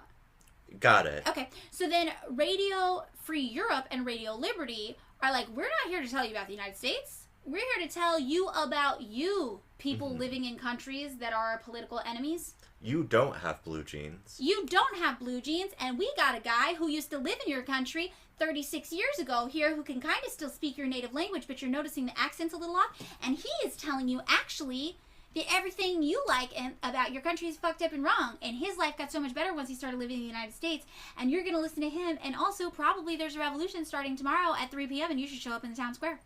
It might be, you might do singing there. You might take over a radio station. You might. So then we've got Radio Free Asia, and I like to think of them as like the Bat Boy kind of tabloid media organization. These are really the ones that are like, let's just say whatever and see what sticks. This is like where you hear the more ridiculous stories about like the communists in Asia and what they're up to. Most of the time, it traces back to a Radio Free Asia story that's like, we have anonymous sources that have definitely not been paid and definitely exist, telling us that in North Korea you're only allowed to get like 4 haircuts. Oh, yeah. Or they kill you. This is all the like refugees or immigrants or exiles from the DPRK who end up like getting paid by tabloids kind of thing. In the paid defector complex, basically. Yeah. Yes, totally. And if you're one of our Patreon subscribers, you've seen us post some content from unpaid DPRK quote-unquote defectors, right? People who left. Yeah. They're like, here's how the paid defector system works. It's really fucking weird. I mean, one of my friends did some of the shows because he got paid a lot of money. I don't, because I think it's bad and wrong. But here's really what's going on. So yeah, if you're on our Patreon, you probably saw that video that we posted a little bit ago. But yeah, Radio Free Asia, I feel like is probably the most notoriously unreliable. Like, they're the ones, for example, who break stories where they're like, oh my god, North Korea just executed this guy, it was so fucked up.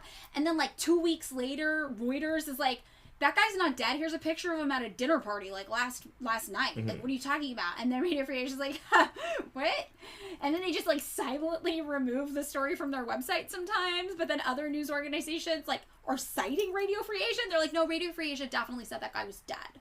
Cool. Okay, so it's stuff like this. It's just like really weird. Do you think like the Radio Free Europe or whatever those assholes are, like look at Radio Free Asia and they go like, God damn, they're going a little they're going a little ham over there. Definitely. Like, there are internal documents where they are critiquing each other constantly. So then Radio Marti, I would say that is just like the we don't know what we're doing branch of all of this. They're like, we have goals. We are too incompetent to achieve our goals. And then we've got the Middle Eastern Broadcasting Networks, which is an interesting one because a lot of people who watch like their programming are like, oh, this is insulting. Like, we can tell, first of all, you're broadcasting out of the United States. Second of all, these people's accents are really, really weird. We can tell they're actually probably from, I don't know, they're white people who are sympathetic to the United States from Iran. They're like white Christians from Iran. Or they're just people who like maybe speak Arabic but like have been living in the United States their whole life. Like the Arabic is so bad we can tell these aren't native Arabic speakers and it's really insulting. But the radio component, Radio Sawa, is appealing to a lot of young people there. Is it like rock and roll type it's like stuff? Pop music. Oh yeah, I forget that rock and roll is now a niche thing and It's pop music. Yeah. So like especially in Jordan. So that one's kind of a mixed bag. So when we talk about the USAGM departments, these are really the 5 things we're talking about, more or less. So we are going to start today by talking about Voice of America in more detail, since they were the first one. Yeah. They were really the thing that got this thing going. They're the OG. Yeah. So Voice of America is considered a federal broadcasting network. Okay? Okay. So remember I said some of these other ones got set up as like nonprofits or private corporations? Not Voice of America. Remember, Voice of America is their legit one. Yeah, it's no bags of money. No. They're like, we do this all proper. We are a federal broadcasting network. So the first broadcast of Voice of America took place on February 24th, 1942. Remember? World War II. So it was a German broadcast, speaking to people in Germany. Mm-hmm. And it was intended, obviously, to counter Nazi propaganda among the German people at the time.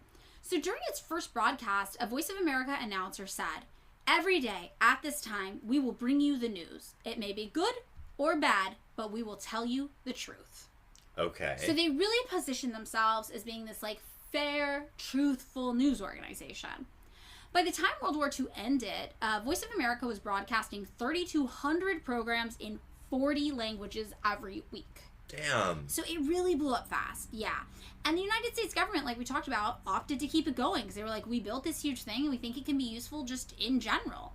And focusing it on like new wars we were fighting around the world, whether they be literal wars or ideological wars. Mm-hmm. So the Voice of America model of influence has been described as, quote, portraying the variety and uniqueness of American society with the hopes that educating the listener about life in the United States will create a sympathetic understanding of its people and their beliefs. Got it. So Voice of America is like, we're Americans, and we want you to like us. We have rock and roll music. We have jazz. We're just nice, misunderstood guys. We're nice. You want to be like us. We have James Dean is one of us. We've got Hollywood. Hollywood exists. Hollywood exists. There are palm trees. Poor little us? You guys are mad at poor little... We're just everyday people like you. So it's like poor little us, but also poor little glamorous us, right? Poor little glamorous us that you wish you could be like if only you had a free market and did capitalism. Also, here's some, like, Marshall Plan style money. Yes. Do free markets. Do free markets. So this is really the simplest definition of propaganda. Like, the goal was to create an image of the United States that was likable and relatable and maybe even just a little inspirational. Mm-hmm. So, to build a myth about what the United States was all about, they were like, we're going to tell you the news as it exists to serve that purpose, and then it'll guide and influence other countries into viewing us more favorably. So, I'm assuming that this is the sort of thing where, like, when the civil rights movement gets underway a lot, reporting on, like, Klan members beating up on people in Selma, that's not... Voice of America is not trying to say that story. It's just not relevant. Why would they... Like... they don't need that. That's not, like, so anything bad, student protests, nothing. No, we don't need to talk about that. Or if we do, we're just like, oh my god, it's so cool that students get to protest like this in the United States. Ignore the riot police. No, yeah, So, from 1945 to 1953, Voice of America was housed under variously named offices of the State Department, like we talked about, right? Including the Office of International Information and Cultural Affairs, and the Office of International Information and Educational Exchange, and the International Information Administration. Remember when I was like, they had all these things, they were bouncing it around, they didn't know where to put it. And until October of 1948, Voice of America programs were actually prepared under contract by NBC and CBS. That makes... So it's like you're getting, like, Walter Cronkite, like, wannabes doing this. Got it. And after that, the State Department was like, you know what? We need more control of this programming. We're just going to do it ourselves. And that is kind of what happened. The State Department assumed total control of the programming from 1948 to 1953. And remember, it stopped in 1953 because that's when USIA was founded, right? The United States Information Agency, which is really the first proper precursor to what would become the Broadcasting Board of Governors that would then become USAGM. So this is, like, 53, is that when you said? Yeah. Is when it gets, like, formalized in the same way that, like, the OSS was a kind of, like, a hodgepodge thing. Yeah. And then the CIA gets to be, like, the real serious... The real deal. One. Exactly. So Voice of America moves over to this newly created USIA, and it remains there until 1999 when USIA gets abolished. So USIA's goal was, like we talked about, just to give the rest of the world a favorable view of the United States. And in this pursuit, USIA and Voice of America policy was tightly controlled and constantly discussed. They were constantly critiquing news broadcasts, making sure that they really communicated the American interests and goal. They're like, what exactly are we saying? What exactly are we not saying? How are we saying what we are saying? And how does that help support our end goal? So remember when I said it was pretty symbolic when, the first CEO of the USAGM was like, no, we're doing away with the provision that says you guys don't answer to the United States government. Not really, because you do. We see that as early as 1953, the State Department was writing the programming. But it sounds like they were really trying to fine-tune what that programming was. And what the message was that the United States wanted to share about itself with the rest of the world. Definitely. So what was the message? Well, first of all, I'm going to say, during the Cold War, Voice of America focused mostly on trying to target the communist countries, right, of Eastern and Central Europe. So they were putting out these daily broadcasts that would just include news reports, right, tailored and curated based on what the United States thought was important, stories and discussions on American political and cultural events, and editorials that would just talk about U.S. government policy. But, the nature of the information, again, very tightly controlled. And it would change from place to place based on what they thought the people in that place would be most receptive to. So, for example, there's this one internal document going back and forth around the State Department regarding Voice of America's programming in Czechoslovakia, and it explained and outlined how programming topics were to be selected. So it says, program content. To support U.S. objectives with respect to Czechoslovakia, VOA program content should inform audiences in Czechoslovakia on all matters meeting one or more of the following criteria. U.S. interests are served by supplying Czechoslovak audiences with factual information on important world news developments, particularly news which is suppressed by Czechoslovak or other communist news services available to the Czechoslovak people. Particular emphasis should be placed on factual information concerning important U.S. actions in the foreign relations field, as well as developments reflecting democratic processes at work on the American scene. That was one potential criteria. The second is U.S. interests are served by correcting distortions disseminated by media reaching the Czechoslovak people concerning particular issues of importance to the United States. Or third, U.S. objectives are served by reporting and amplifying, where appropriate through editorial reactions, U.S. policies and positions on issues about which we wish the Czechoslovak people were to be informed. So they're like, how do you decide what to report? Does it make us sound good? And it sounds like, and has it been suppressed? And has it been suppressed? Yeah. Right. Or has it maybe not been suppressed, but people just haven't been talking about it. Yeah, I mean, that also, I don't know what the Czechoslovak government was like in the 50s.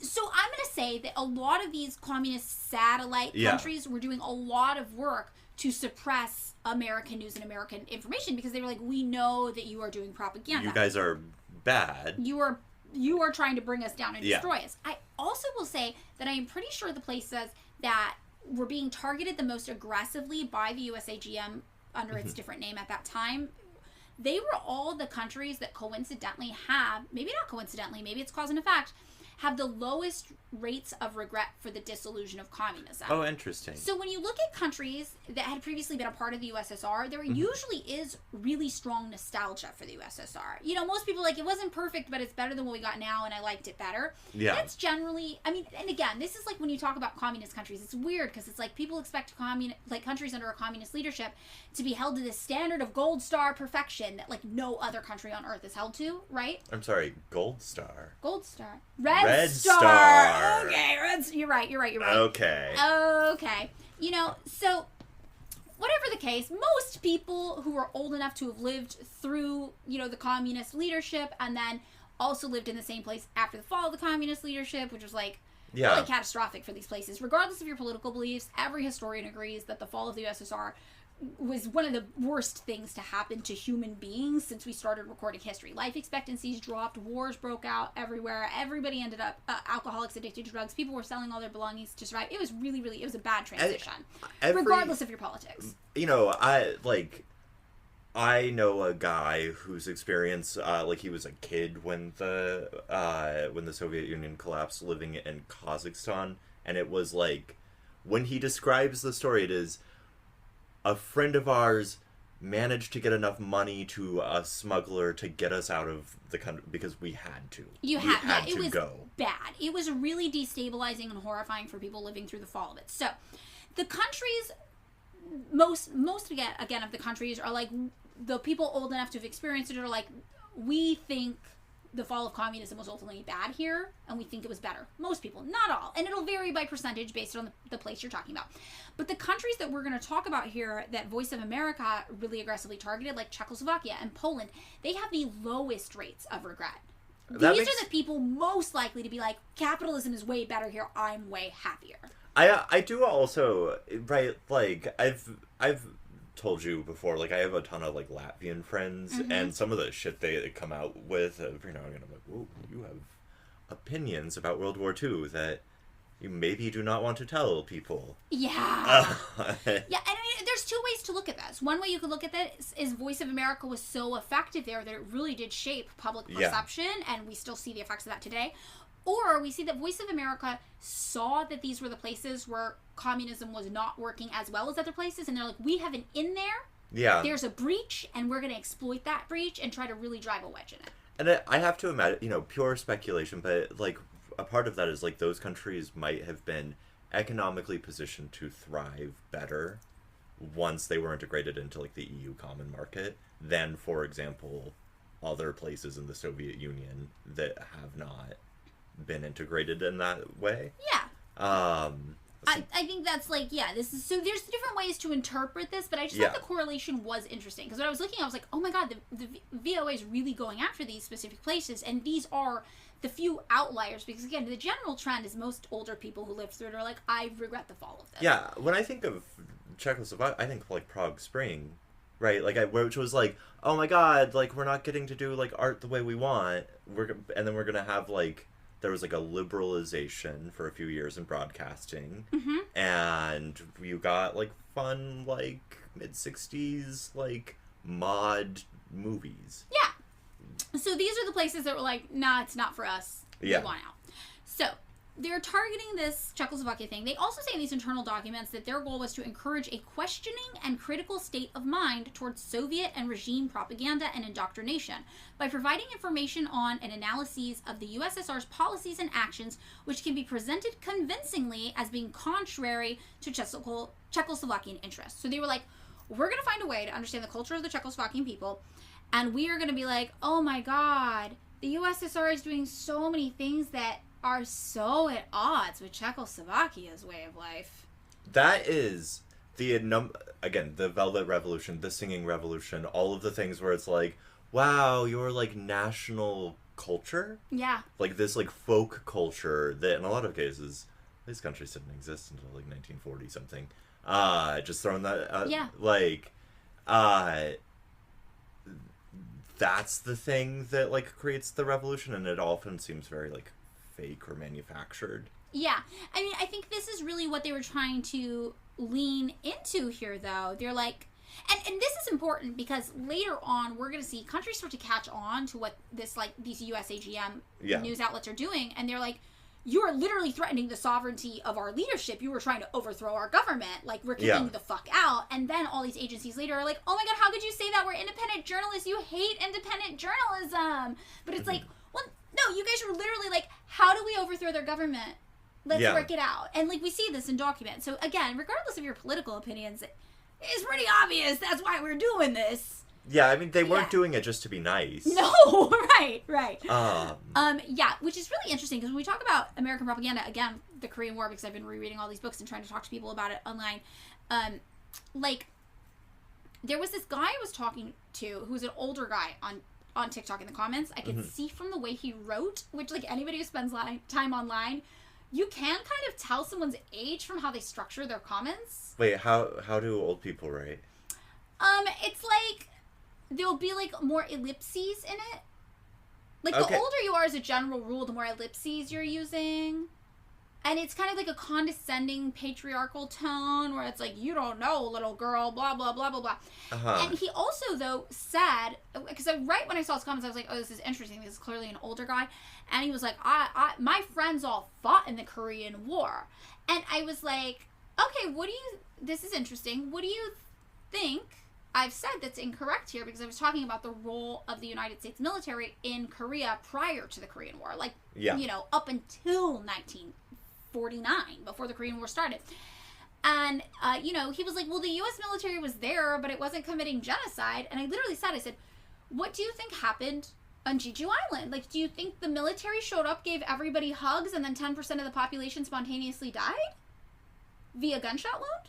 That is how you fire a gun, Madeline. Through a hug. Yeah. Oh, the American way.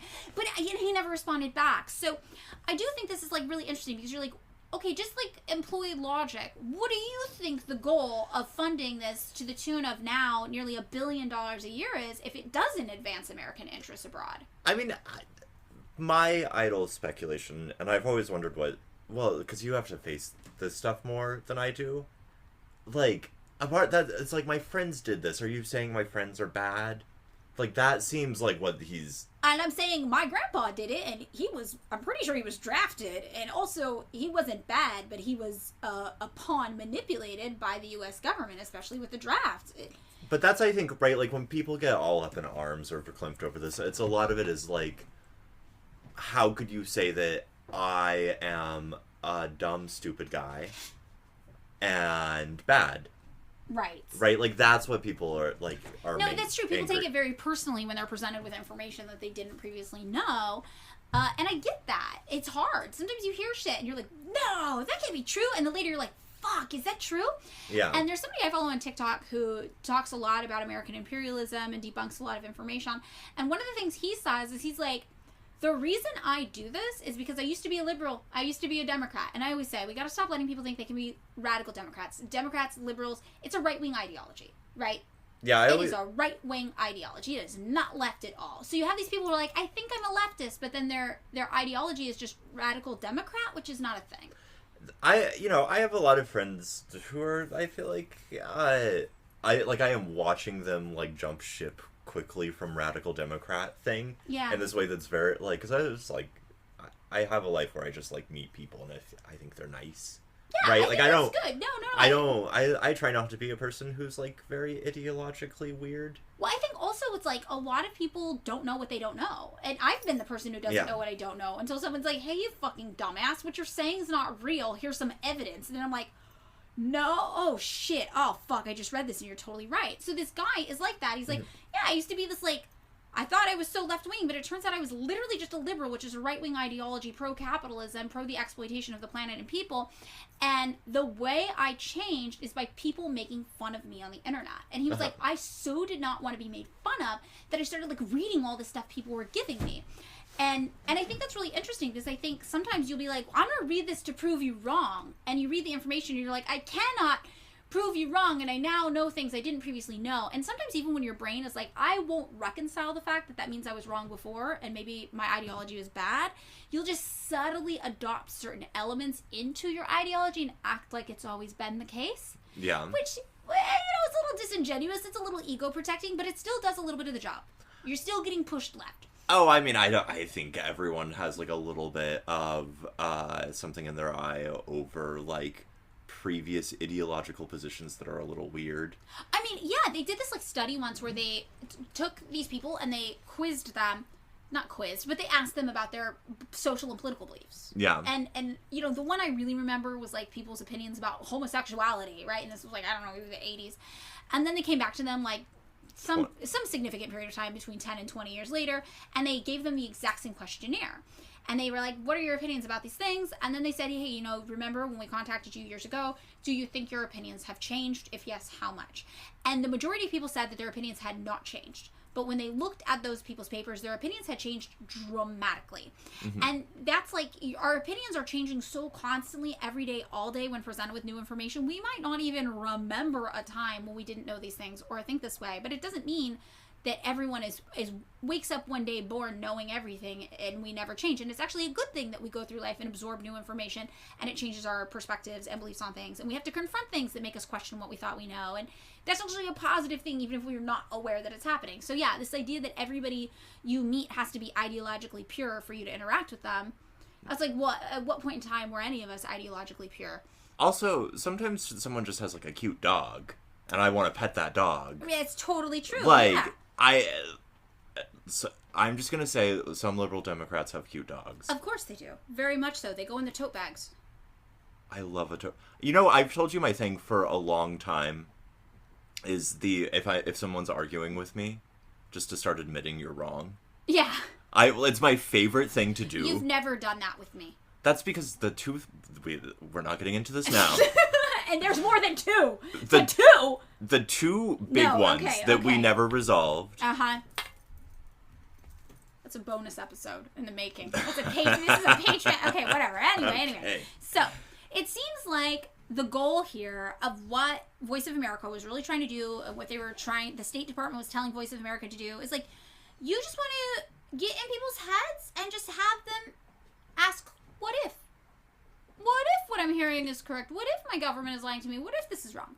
So they said again, factual objective reporting should be accorded those United States actions, and this is underlined, which would advance U.S. objectives with respect to Czechoslovakia. They're like, don't just go out reporting anything. These people don't actually need the news. They only need the news that advances U.S. objectives in Czechoslovakia. I have to imagine that there was like a naive, like His Girl Friday style journalist who was really idealistic and was like in Czechoslovakia and was like, I'm doing it, it's cool. Tito is living. This is probably a different era. Yeah. But like, and like, you know, has like a meeting with her boss and he's like, what the fuck are you doing? Yeah, you're reporting the news, you dumbass. We don't want the news. We want the news that advances U.S. objectives with respect to Czechoslovakia. It's underlined in the report. It's underlined. The other thing they said is they want to do cross-reporting of what they call liberalization measures taken by the USSR or satellite governments. Manifestations of popular and intra-party opposition to the communist system in the USSR or satellites, and unfavorable reactions in the satellites or foreign communist parties to Soviet policies, actions, or statements. So they're like, we're going to do all this reporting. We're also going to cross-report anything the USSR does that frees up markets even just a little bit. So anytime the Soviet Union's like, shit, we need to like do a little liberalization just to get by. Yeah. That's getting reported. Really fucking drive that point home that communism isn't working. They had to liberalize the market, which obviously suggests a lack of an understanding of Marxism and how it's supposed to work, blah, blah, blah, blah, blah, whatever. But they don't care about this. The State Department doesn't care about this. They're like, just fucking go with it. And also, they're like, if you hear one random guy walking down the street in Czechoslovakia who's like, I don't know if I like the USSR. You get him, talk to him. Make him tell you everything. I have, like, there's a whole kind of person who, like, they just, like, had their career dissipate when the Soviet Union fell apart. Because you could just be some guy who was like, look, I don't know if anyone else wants to be brave like me, but I'll say it. Yeah. I don't like the mayor. Right. And everyone was just like, whoa. Yeah, if you could work for Voice of America. Voice of America, yeah. So we see that while they are trying to push Voice of America as a legitimate news agency, they want everything to be as true as possible. The propaganda elements are still coming in, and they are coming in and choosing what exactly to report and emphasize. So we just have this heavy selection bias with info, and it's to paint a picture with a specific goal in mind. So dossiers were actually compiled like this for every country in which Voice of America was broadcast, with full reports on like the ethnic and cultural breakdowns of every location and assessments of like what types of stories would resonate the most with these listeners based on their cultural history and their value system. And they're like, what do we do with these people in this place uniquely to gear them towards hating communism and loving the United States and wishing to God our oil companies would come exploit them? Okay, so this is are we still only in Europe, or We're in Europe and Russia, basically. Okay. So, Hungary and Poland, for example, Hungary was another place that had lower rates of regret. More people were like, I don't know, the capital's in things. There's also, they got a hard one under Khrushchev. You know, Hungary had a lot happen. It wasn't... What happened in Hungary? I dated that guy in our hometown who was Hungarian, who was born in Hungary. Oh, he gave me some of the most disgusting, I'm just going to say it, Hungarian liquor that was like, it was like Fernet if it had like gone bad somehow. Oh, okay, interesting. That's all. I mean, he was a swell guy. He was really nice. I really, really liked him. I asked him one day, I was like, what was Hungary like as a child? And he was like, I just remember it snowed a lot. And then years later, 15 years later, I met somebody at a bar, and they were like, yeah, I was born and raised in Hungary. And I was like, oh my God, I dated this guy from Hungary once. I asked him what Hungary was like. And all he told me is that it snowed a lot. And the person looked at me, and they were like, it does not snow that much in Hungary. And I was like, huh. And this is the extent of my knowledge. If I recall correctly, I heard years later he moved to Portland. Yes, he did. He wrote me letters, physical letters in the mail. That was we were dating when he moved there. But I think he met a Hungarian girl and moved back to Hungary. I love that. If I recall correctly, that's what happened. Wow, good for him. So Hungary and Poland, for example, also Czechoslovakia and Russia, had reports like this, between 20 to 50 pages long each, with detailed research and speculation on what information the people in those places would be the most receptive to hearing to help guide them into loving the United States. So in 1963, Voice of America is still under the helm of USIA. Television programming and film services began to get integrated into their programming efforts. So no more just radio. So now it's like you get like the do and like the old-timey announcer guy. Yeah, we're doing TV. And yeah. the TV goes well. It goes so well, in fact, that by 1983, this thing called WorldNet satellite television service was created by USIA as well, which began to infiltrate foreign television and cable networks. And in 2004, WorldNet officially merged into Voice of America, and now it's just a part of Voice of America today. WorldNet, sometimes they're a little bit weird. Like, Voice of America is great branding. Yeah. WorldNet, it feels like a cut rate, like... Well, I bet in 1983 it was really, like, cyber-futuristic name. Yeah, it just seems like the sort of, like, the villain that's somehow Libyan in an 80s action movie. Yeah. Yeah, it kind of does. Yeah, yeah. That's true. But before this, Voice of America operated on shortwave radio alone. Like, for years. That's all it was. So it's just a guy with, like, a little radio thing. Yeah, like, just in the back of a truck. In the back of a truck, exactly. It wasn't, though, subject to the same rules and licensing procedures that other international shortwave radio stations were under the FCC. Really what they were doing is pirate radio. They're rebels. Pirate radio, yeah, they are. So this is really interesting because they were not just, obviously, an independent shortwave radio station. No, we know that they were a federal agency, right? And they got treated as such.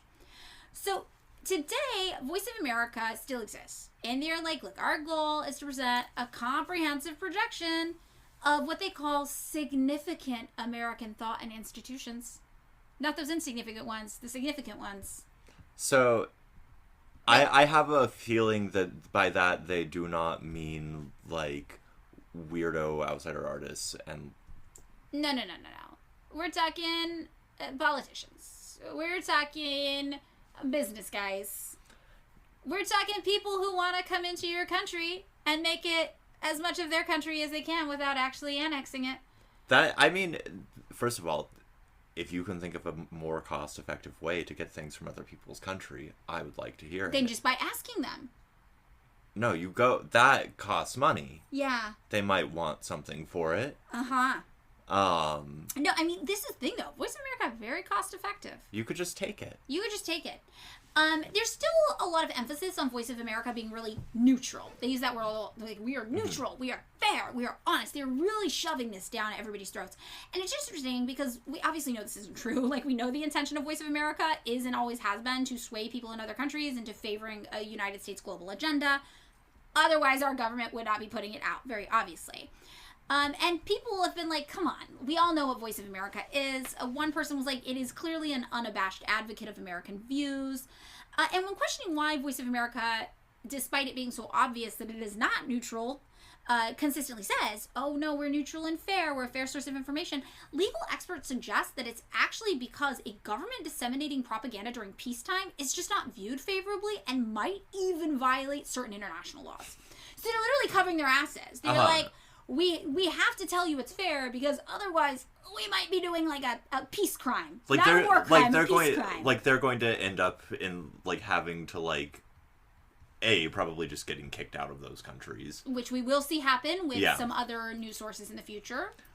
or like have like, you know, getting popped by like the Hague. Who would do it? I don't know. The UN came The UN, down yeah. on Radio and TV Marti. We'll see later too. Oh, fun. So, former Senator Frank Church said, quote, "It seems to me that when we made the decision to establish the Voice of America, we made the decision to establish a government propaganda agency, the purpose of which was to transmit our message abroad. The Voice of America is a government broadcasting company, and to pretend otherwise is only to fool ourselves.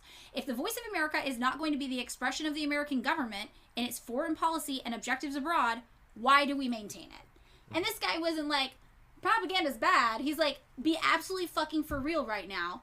I want it to exist because it's effective. That's what we're spending money on. And to try to make it something neutral and fair is completely ridiculous. Why would we spend money on that? That doesn't help us. Yeah.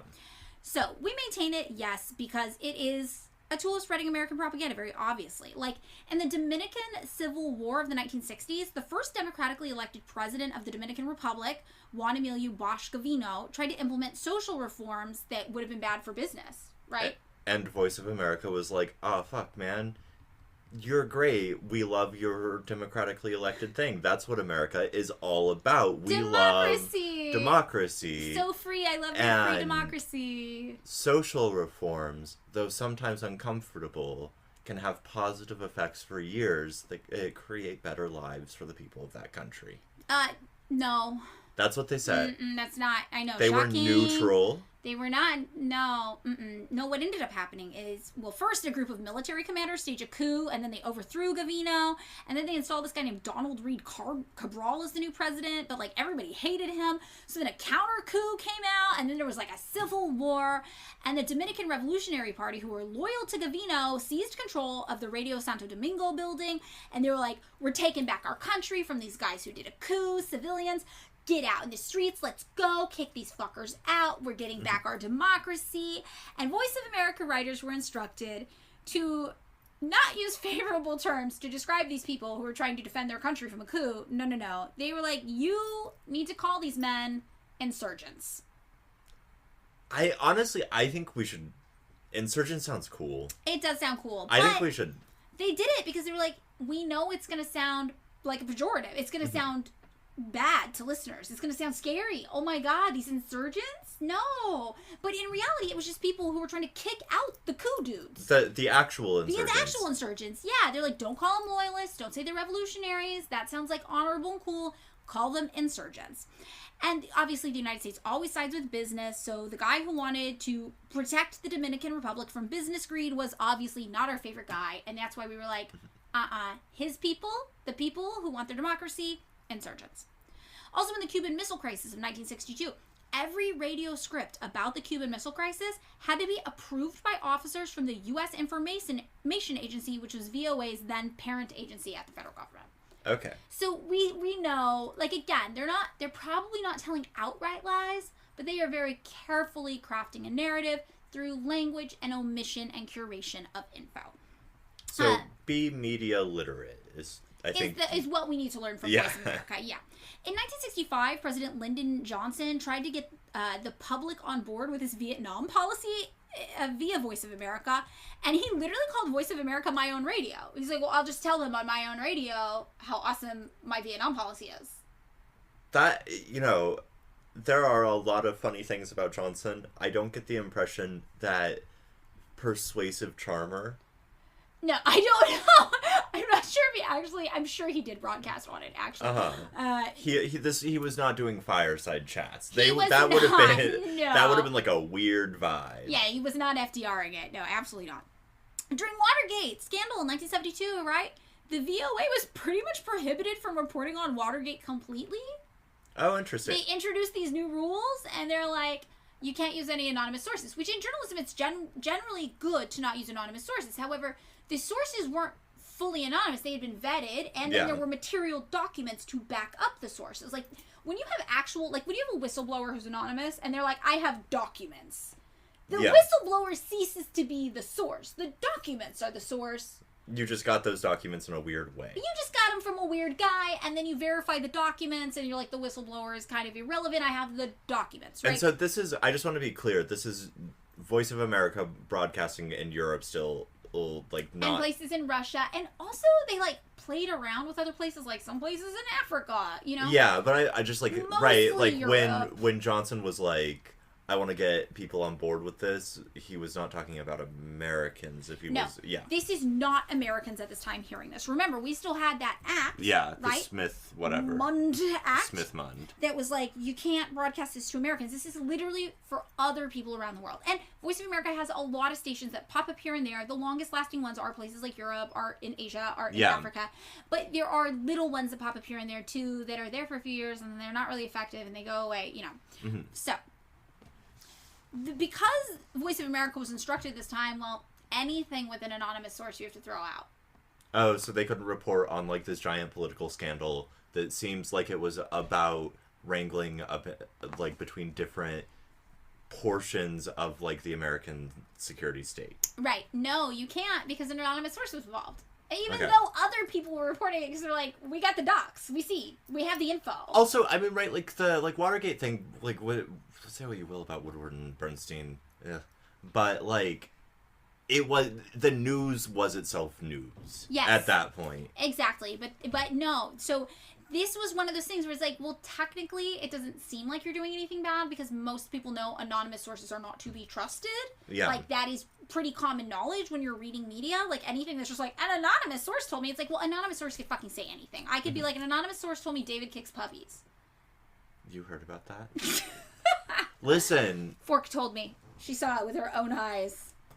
But Fork just left the room. It was a very weird timing. She got up and was like, bye, leave me out of it. Yeah. But no, so it's like, that's the thing about Voice of America. It does try to maintain this air of credibility, but we see it is in this very pointed way. So, in 1977, Associated Press reported that during the final collapse of Vietnam and Cambodia, Voice of America reporters were told to tone down their accounts of the war to avoid panic in Southeast Asian countries. Okay. In 1979, Radio Free Europe, which we'll talk about in a little bit, aired an interview with Bishop Trifa, who was the head of the Romanian church, and on the occasion of that church's 50th anniversary in the United States, they were like doing this like puff piece interview. But the problem with this is that Trifa was a member of Romania's fascist Iron Guard during World War II and like literally worked as a Nazi in concentration camps committing war crimes. And like Voice of America was like, we're sharing this story. And presumably everyone was like, hey, that's a Nazi. Maybe don't do Nazi stuff. Well, this is always the problem, right? The United States, the West, has always found itself in a tricky position when it comes to opposing the communists. Well, because the only people who opposed the communists were the Nazis. Not the only. The capitalists and the Nazis. What were you gonna say? I was just gonna like soften that because there were like weird like French national like De Gaulle was no friend of the communists and non-Marxist socialists.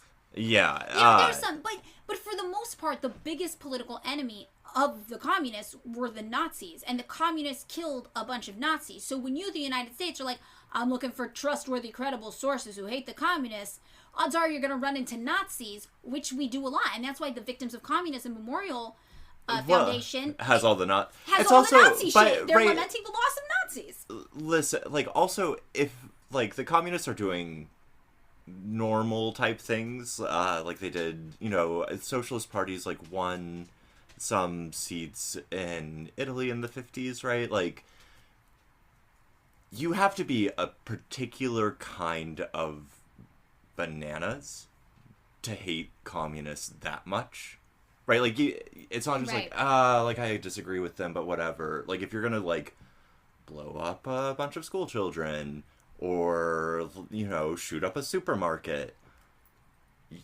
you have to be crazy. Like, like you can't be just normal. You're gonna be a Nazi. You're gonna be a Nazi, right? In 1988, columnist Jack Anderson caught VOA violating this thing. Sometimes they call it the firewall. They're like, there's a firewall that's supposed to, I don't know, they use firewall a lot as a term, actually. They're like, the firewall is going to separate Voice of America from the influence of government. The firewall is going to separate reporting with the church and the state. Whatever. So this guy, Jack Anderson, in 1988, is like, I just heard a Russian Orthodox priest on Voice of America being paid by Voice of America broadcasting prayers through United States state media, right? On the agency's Russian language service. So he's like, the federal government is broadcasting Orthodox priest Jesus prayers.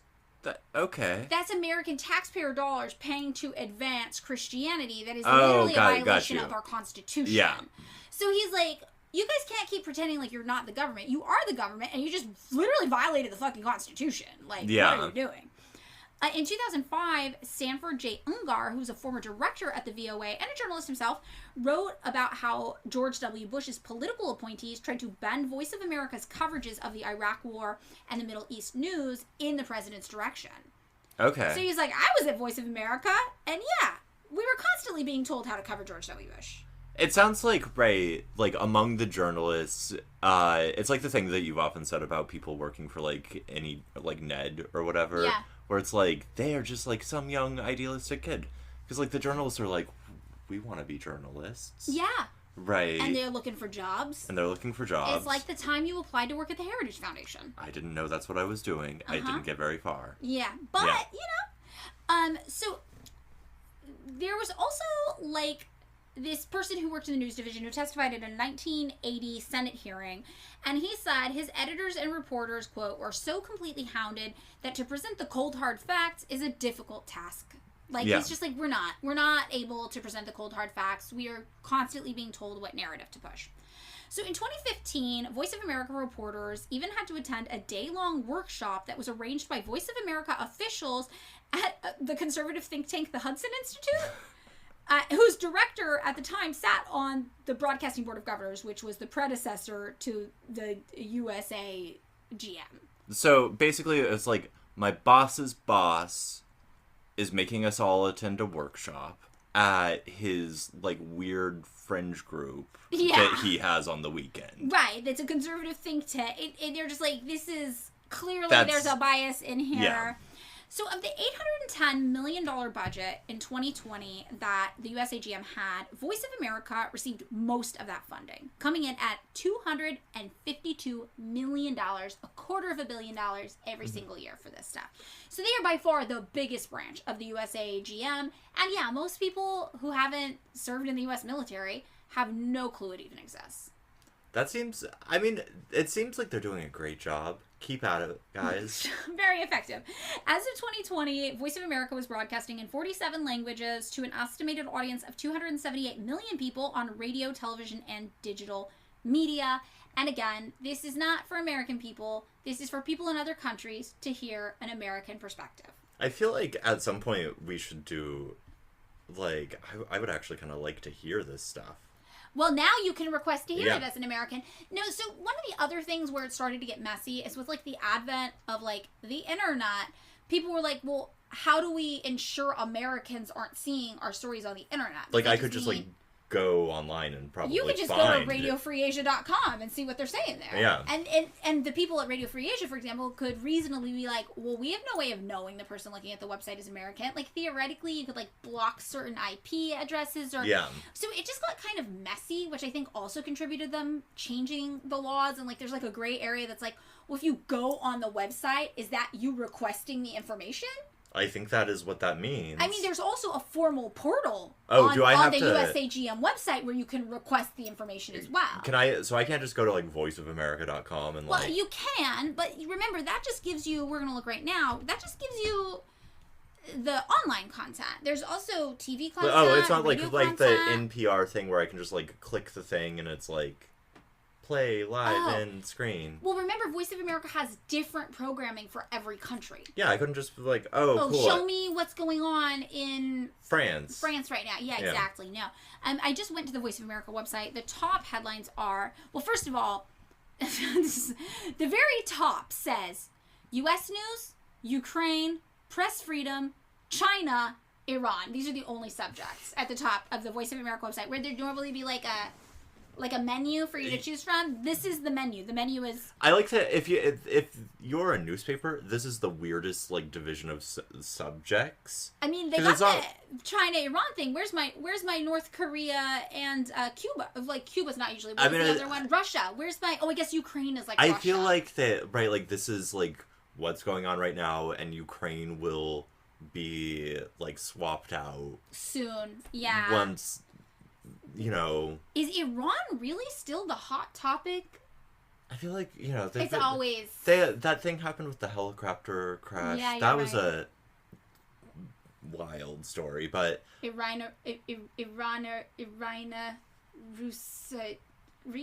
Yes. That's literally, it's basically their heading on the website. I see, like, but I, like, if I wanted to be like, listen, I'm just gonna listen to the Voice of America, like... Czech broadcast. I mean, I wonder if you'd be able to. No. World.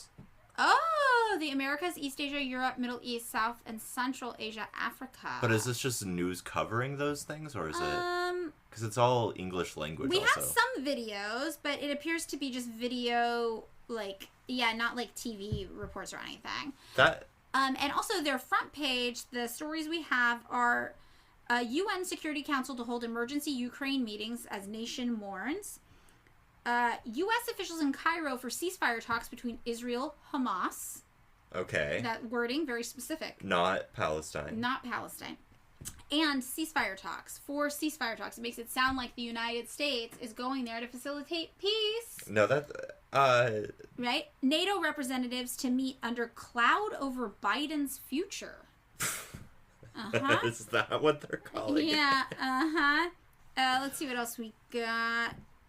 They're reporting on some weather. Okay. New parents in Baltimore could get $1,000 baby bonus under new initiative. That's positive. That makes the United States sound good. Oh, here we go. From Voice of America's Language Services. Okay. VOA Global. They have 48.2 hours of video, 314 videos, and 638 articles. So I feel like at this point in the episode, it might be a good stopping point. We're coming up on 2 hours. We're at 2 hours and 5 minutes. And maybe next week what we'll do is we'll get into the other branches of the USAGM that are not Voice of America. We're going to talk about Radio Free Europe, Radio Liberty. We're going to talk about Radio Free Asia. We're going to talk about the Office of Cuba Broadcasting, which is the parent company of Radio and TV Marti. And we're going to talk about the Middle East Broadcasting Networks, under which places like...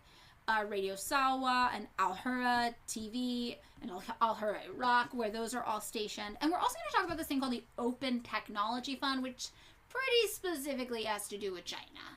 Is this the thing where it's like trying to break open the IP thing? Yeah, exactly. That's so shady. I know, it's really interesting. So this is what we are going to talk about going into next week's episode. And I don't know, I think that the American propaganda thing, it is interesting because it's not weird for a country to have certain messages it wants to get across. And to do propaganda, like, try to, like, most countries are like, no country is like, you know what, we're gonna do this struggle session style, like, on, like, the world stage, and just be like, China's not out there being like, we're shit.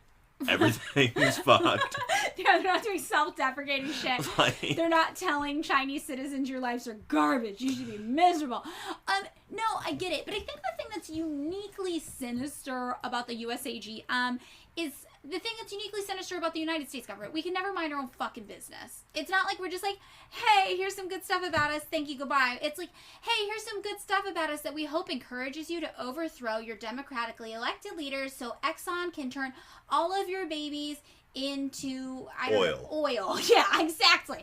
That is where oil comes from, right? Yes, babies in other countries. I mean, this is really what's sinister about it, though. It's not that these things exist necessarily. It's that when we read the internal declassified documents about why they exist and what their motives are, it's like, Jesus fucking Christ, for a country that talks so much about democracy and freedom, our primary focus is inhibiting the freedom and stopping the democracies of every other country that we can, and ultimately, if they don't play ball with us, killing them and making the American people think we had to kill them because they were insurgents, so bad and so evil. They were such insurgents. They were Irina Rusagria. I feel like, right, like, Do you remember extremists as like? I feel like that was like I haven't heard of a good extremist in a little while. Yeah, we haven't heard about extremists. That language really fell out of the cultural lexicon. But right? that was, I feel like, when like Syria shit was going on, it was like extremist rebels, and there was like this like weird Obama era search for like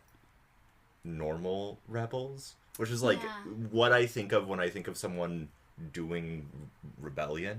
Well, what's interesting is that when we get into the Middle Eastern Broadcasting Network, you might get a little touch of your old extremist language coming back. Because I'm just like, I'm not hearing a lot of like, they were really rational and down to earth and had a level head, which is why they bought an AK-47. Right. Right, like that's not how that works. No, no, usually not. For some people, maybe. I've never fired an AK-47. I don't know how much power is there. I do know that when I fire a gun, I have to get the tiny one. And whenever I have to rent a gun to fire, I'm always like, I want the little baby. And they're like, here's your baby Glock. And I was like, the baby Glock's too big for me. And they're like, no, it's not. You're going to be fine. And I'm like, do you see my arms? My arms are puny, pathetic stick arms. They cannot handle even the babyest of baby Glock. So you have to get the littler one, like you have to get like I have to get like a pea shooter basically, because otherwise, like the kickback from firing makes me shoot at the ground. And I remember this being an issue when I was a little kid when I was learning how to fire guns. My dad would have to stand behind me because I would just fly through the air because I weighed like 12 pounds because I was like a 10-year-old, right? So my dad would literally, his belly would be like the bounce cushion, like, you know, when like stunt actors go out a window and then they fall in the big airbag. Yeah. My dad's giant belly, he's a big man, was like my bounce back cushion when I was firing. Cute.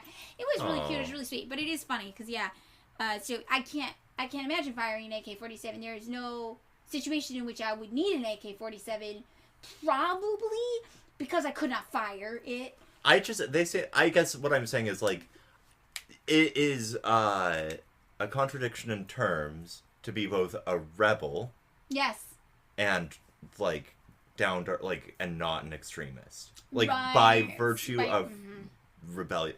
It is extreme to rebel. It is not comfortable. I was talking to a friend of mine, and he found his kid a little baby Mosin Nagant.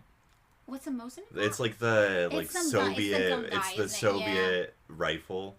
That was used as like sniper. But he found a baby version for his little kids, so that they can all shoot their weird Soviet rifles together. Yeah, which I was like, that's cute. He's an interesting guy. Yeah, I do. I think it's I don't know. I think all this stuff is very, very fascinating. I think it wouldn't be so upsetting if Americans knew what was going on, but I think the reason why this stuff is so frustrating to me is when you try to talk to another person about it and they're like, that's not real.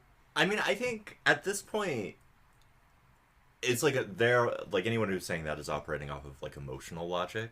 Yeah, they don't want it to be real. And because it's like, well, that's like my bros and that's my friends, and it makes me feel real stupid that I've been lied to. It's my special little Congress buddy. That's my emotional support Congress. If there's someone out in the world, I've told you my hammer idea. What? I want to tell, okay, no one take this. That's how you know it's good. I've told you about the tote bags.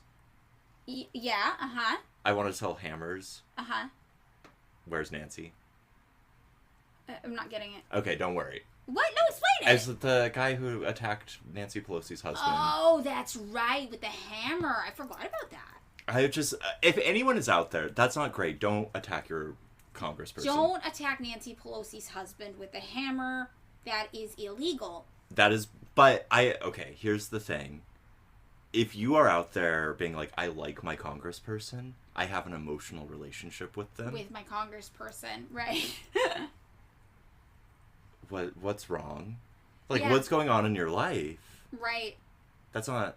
It's not, you don't want that to be a source of emotional comfort for you, your congressperson. I mean... Were you like Ilhan Omar or like Cory Bush or someone? Like, what if you're like a congressperson? I'm like playing the devil's advocate. I'm like, what if theoretically there's one that's out there fighting the good fight to protect your rights in the middle of a capitalist dystopian hellscape, and they're like, I actually think this new law that's been proposed where we feed gay people to hungry wolves is bad. I'd be like, you know what, congressperson, thank you for not wanting to feed gay people to hungry wolves. But I still don't think in that situation I'd be like, emotionally you were supporting me. I think I would be like, the world is so fucked, why are we talking about feeding gay people to hungry wolves? I mean, like, right, I mean? Like, Eleanor is, she's, like, fine. Yeah, but, like, fine. right, like, this, if we lived in a sane world, mm-hmm. I would think of Eleanor as, like, oh, that's, like, normal. That's that's... Like, but I have no attachment to her. Yes. No, exactly. And I think having an attachment to your congressperson is weird. I think so, too. In fact, I think having an attachment to anybody is weird. Oh. I don't think you should attach yourself. I think you should move through the world on your own, in solitude, not speaking to anybody, lest they be an agent of foreign propaganda. Well, that's... On that note... Stay safe. Listen to no one. Stay vigilant. Not even us. Because one day, we're going to get that CIA check. Do subscribe. Subscribe to our Patreon. Subscribe to our Patreon. It's $3 a month, and we don't have to take the money from the CIA. Or we do. We take both. Oh, David! Have you been listening to Voice of America to learn about American business? Yeah, no, I'm getting savvy out here. Yeah, David's an entrepreneur. Okay, that's it. Okay. End of the episode. Thanks so much for listening to another episode of Pick Me Up, I'm Scared. If you would like to join us on Patreon, you can find us there at patreon.com/pickmeupimscared. For $3 a month, you can access bonus content there. But if $3 a month is too much for you to spend right now, we totally get it, and we're just happy you're here. As always, you can find the sources for this week's episode just by scrolling down a bit in the description.